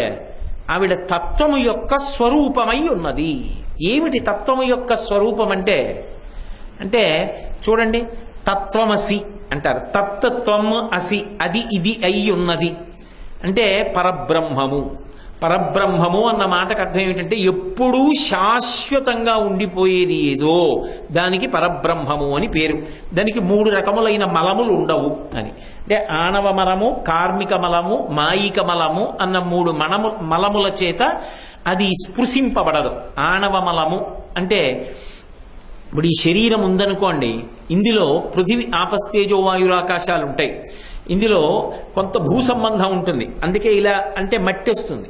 ఇందులో నీరు ఉంటుంది, ఇందులో ఆకాశం ఉంటుంది, ఇందులో గాలి ఉంటుంది, ఇందులో వేడి ఉంటుంది. బయట బ్రహ్మాండంలో ఈ 5 ఉంటాయి. భగవంతుని యొక్క శరీరం అలా తయారవదు. భగవంతుని యొక్క శరీరాన్ని ఈ 5 భూతముల యొక్క అణువుల చేత చెయ్యరు. అందుకే అప్రాకృత శరీరం తం అతిమన్మథరూపిణం ఘృతరీతి ఘనీభూతం సచ్చిదానంద విగ్రహం అంటాడు వ్యాస భగవానుడు లింగపురాణంలో శివుడి గురించి చెప్తూ. అది అప్రాకృత శరీరం, అది ప్రాకృతమైన శరీరం కాదు, మనందరి శరీరాల్లో ఉండవు. అందుకని ఆణవ మలము దానికి ఉండదు. 2 కార్మిక మలము ఉండదు. కార్మిక మలం అంటే నేను గత జన్మలో చేసుకున్నటువంటి కర్మలు, కొన్ని పాపకర్మలు ఉన్నాయి, అనుభవించాలి, దుఃఖంగా పోగొట్టుకోవడానికి శరీరం ఇస్తారు. కొన్ని పుణ్యకర్మలు ఉన్నాయి, సుఖంగా పోగొట్టుకోవడానికి శరీరం ఇస్తారు. కర్మల యొక్క ఫలితాన్ని అనుభవించడానికి మనం శరీరాలు పొందుతాం. పరమేశ్వరుడు కర్మఫలాన్ని అనుభవించడానికి రాడు. ఒక ప్రత్యేక ప్రయోజనం కోసం, ధర్మాన్ని నిలబెట్టడం కోసం ఆయన వస్తాడు. అందుకే కార్మిక మలం ఉండదు. 3వది మాయిక మలం అంటారు. మాయిక మలము అంటే మనందరం మాయలో తిరుగుతూ ఉంటాం. మాయ అంటే నామరూపములే మాయ. నామము అశాశ్వతము, రూపము అశాశ్వతము. సత్తు యందు అసత్తు, అసత్తు యందు సత్తు చూస్తూ తిరుగుతుంటాం కాబట్టి మాయలో పడి తిరుగుతున్నామంటారు. ఆ మాయలో మనందరం పడుంటాం. కానీ పరమాత్మ మాత్రం మాయకి వశపడడం, మాయాతీతుడై ఉంటాడు. మాయని ఆయన ధరించి ఉంటాడు, ఆయనకి వశవర్తి అయి ఉంటుంది. అందుకని 3 మలములకు అతీతుడై 3 గుణముల చేత ప్రకాశిస్తాడు. ప్రధానంగా ఏమిటవి అంటే ఆయనకి ఆది అంతము ఉండవు. ఇది మొదలు, ఇది చివరు అని చెప్పడానికి ఉండదు పరబ్రహ్మస్వరూపానికి. అందుకే శంకరాచార్యుల వారు అమ్మవారి యొక్క జుత్తు గురించి చెప్పినప్పుడు అది నల్లగా ఉంటుందంటారు. ఎందుకు నల్లగా ఉంటుందన్నాం? పూర్వజ, అందరికన్నా ముందు ఆవిడ ఉంది. ఆవిడ ఎప్పుడుంది అంటే ఆవిడ లేని రోజు లేదు, ఆవిడ ఎప్పుడూ ఉంది. మరి ఎప్పుడూ ఉంటే ఆవిడ జుత్తు తెల్లబడదా అంటే ఆవిడ జుత్తు తెల్లబడదు, నల్లగానే ఉంటుంది. అంటే ఆమె కాలమును వశం చేసుకుని ఉంటుంది. కాలాతీతురాలు, కాలమునకు వశపడదు. అందుకని ఆద్యంతములు ఉండవు. శివుడికి ఎలా ఆద్యంతములు ఉండవో అమ్మవారికి కూడా అలాగే ఆద్యంతములు ఉండవు. ఇవాళ పుట్టింది, ఇవాళ లేదు అన్న మాట ఉండదు. సర్వకాల సర్వావస్థలయందు సర్వదేశములయందు ఆమె ఉంటుంది. ఆద్యంతములు లేనిది, ఆమె మూల కారణమై ఉంటుంది. ప్రతి దానికి ఆమెయే కారణమై ఉంటుంది. 3, ఆమెని తెలుసుకున్నవాడు ఆమె యందే లయమైపోతాడు. బ్రహ్మవిద్ బ్రహ్మైవ భవతి, బ్రహ్మమును తెలుసుకున్నవాడు బ్రహ్మమగుచున్నాడు. ఈ 3 లక్షణములతో ప్రకాశిస్తుంది కాబట్టి ఆమెయే తత్వమై ఉన్నది. తత్వస్వరూపాం. అంతేకాదు, ఈ కంటికి కనపడకుండా ఉండేటటువంటి ఈ లక్షణములు కలిగినటువంటి పరబ్రహ్మస్వరూపం ఏదున్నదో అది వినా లోకములో ఇంకొకటి లేకుండా 8 రూపాలతో ప్రకాశిస్తుంది. అదే అష్టమూర్తి, రజాజైత్రి అంటాం కదా, 8 రూపాలతో ఉంటుంది.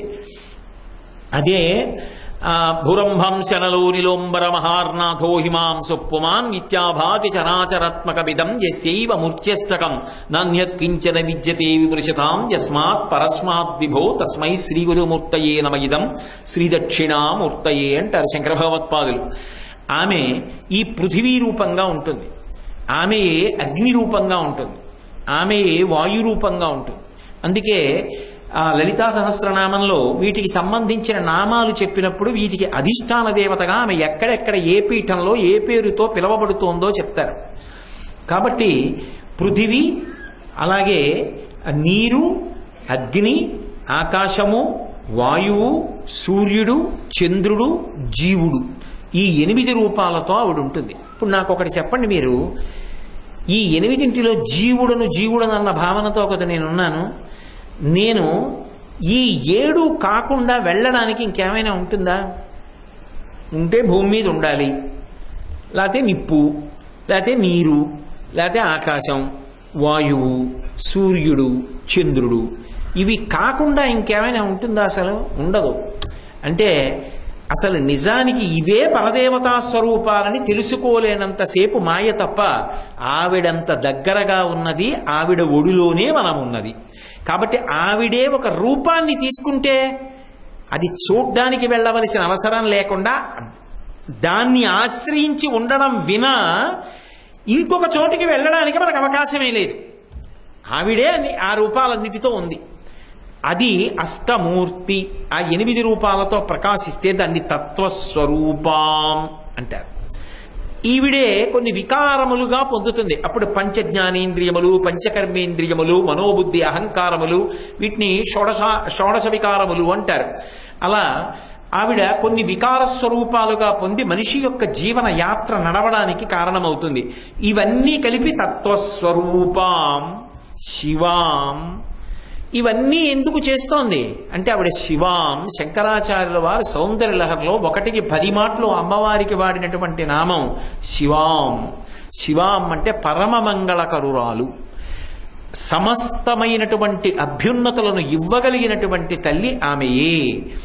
ఏమిస్తే ఇది ఇవ్వాలని ఏం లేదు, ఆమెయే మనకందరికీ మూలాధారము అని తెలుసుకుని మనం ఒక్కసారి 2 చేతులు కైమోడ్చి తల వంచి నమస్కరించినంత మాత్రం చేత, ఆ తల్లి పేరు చెప్పినంత మాత్రం చేత, ఒక్క శ్లోకాన్ని చదివినంత మాత్రం చేత, ఓపికంటే ఇంత పసుపో కుంకుమో సమర్పిస్తే మనసులో ఆవిడ్ని స్మరించినంత మాత్రం చేత ఆ తల్లి ఈ అభ్యుదయము ఆ అభ్యుదయము అని ఉండదు. ఏ అభ్యుదయాన్నైనా అలవోకగా కష్టపడకుండా ఇవ్వగలిగినటువంటి తల్లి ఎవరు అంటే సమస్త శక్తులు ఆమె యందుంటాయి. కాబట్టి ఆమెయే ఆదిశక్తి అయి ఉంటుంది. అటువంటి ఆదిశక్తి స్వరూపిణి అయినటువంటి ఆ మీనాక్షి పరదేవత మనందరికీ సకల సౌభాగ్యములను సకల సుఖములను ఇవ్వగలిగిన తల్లి కనుక, సర్వ మంగళములకు ఆవిడే కారణము కనుక, సకల శుభములకు ఆవిడే ఆలవాలము కనుక శివే అని పిలిచారు. శివే అన్న నామం కన్నా, శివ అన్న నామం కన్నా శివాం.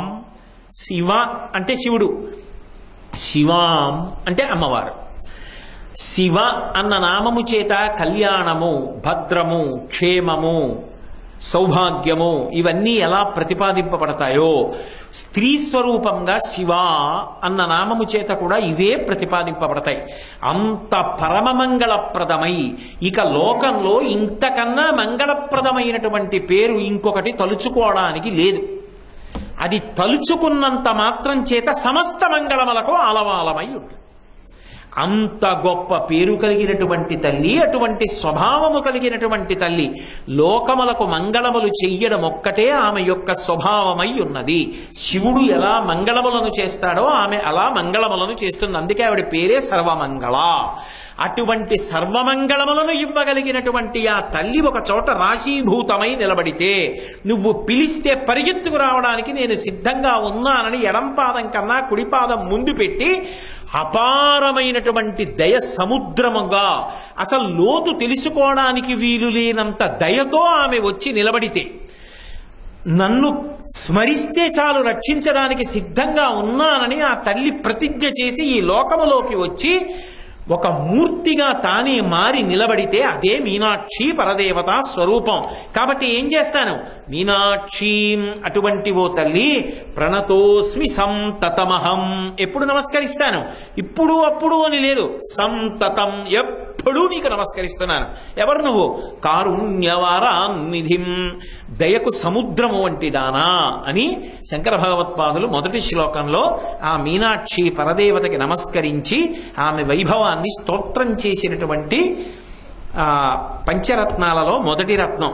ఇందులో విశేషం ఏమిటంటే శంకర భగవత్పాదులు ఎక్కడా కూడా ముద్రగా తన పేరుంచుకోలేదు.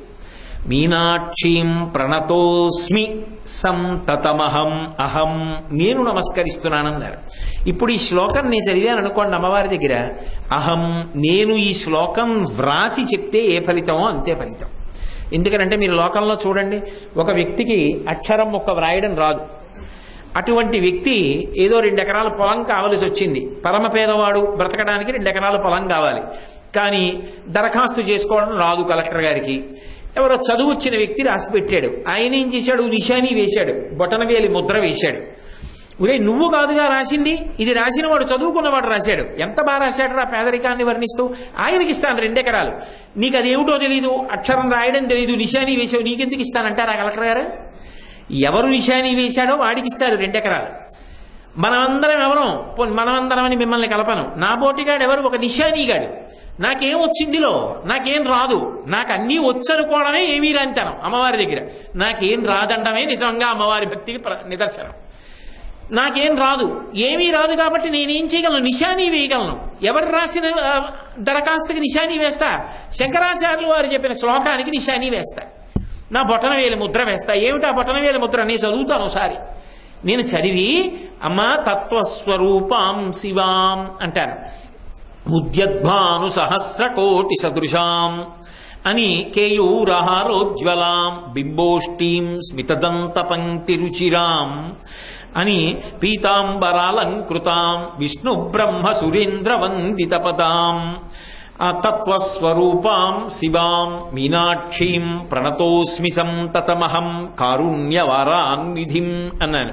ఇప్పుడు అమ్మవారిది శంకరాచార్యుల వారు రాశారా కోటేశ్వరరావు, ఆయనకి ఇస్తాను ఫలితం అంటుందా? కాదు, నాకు ఇస్తుంది.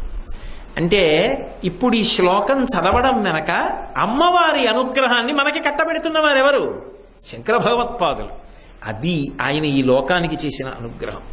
కాబట్టి శంకరులకు నమస్కరించి మీనాక్షి పరదేవతకి నమస్కరిస్తూ ఈ శ్లోకాన్ని మళ్ళీ ఒక్కసారి చెప్పి పూర్తి చేద్దాం. ఉద్యద్భాను సహస్రకోటి సదృశాం కేయూరహారోజ్వలాం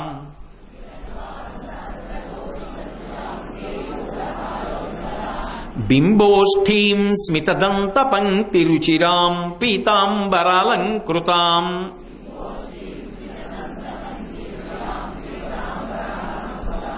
నేనింత గట్టిగా మాట్లాడాను, నాకు సంతోషం కలగాలి కదా మీరందరూ గట్టిగా చెప్తే. లేకపోతే మీరందరూ ఏమైనా ధ్యాన సమాధి స్థితిలో ఉన్నారా? విష్ణు బ్రహ్మ సురేంద్ర వందిత పదాం తత్వస్వరూపాం శివాం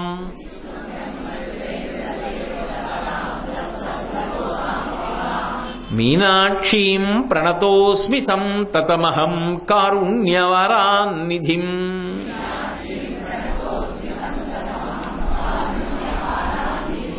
మళ్ళీ రేపు సాయంకాలం 6:30 కలుసుకున్నప్పుడు 2వ శ్లోకాన్ని ప్రారంభం చేస్తాను. మంగళాశాసన పరై పదాచార్య పురోగమై సర్వైశ్చ పూర్వైరాచార్యై సత్కృతాయాస్తు మంగళం. మంగళం కోసలేంద్రాయ మహనీయ గుణాత్మనే చక్రవర్తి తనూజాయ సర్వభౌమాయ మంగళం. ఉమాకాంతాయ కాంతాయ కామితార్థప్రదాయినే శ్రీగిరీశాయ దేవాయ మలినాథాయ మంగళం. సర్వం శ్రీ ఉమామహేశ్వర పరబ్రహ్మార్పణమస్తు. స్వస్తి.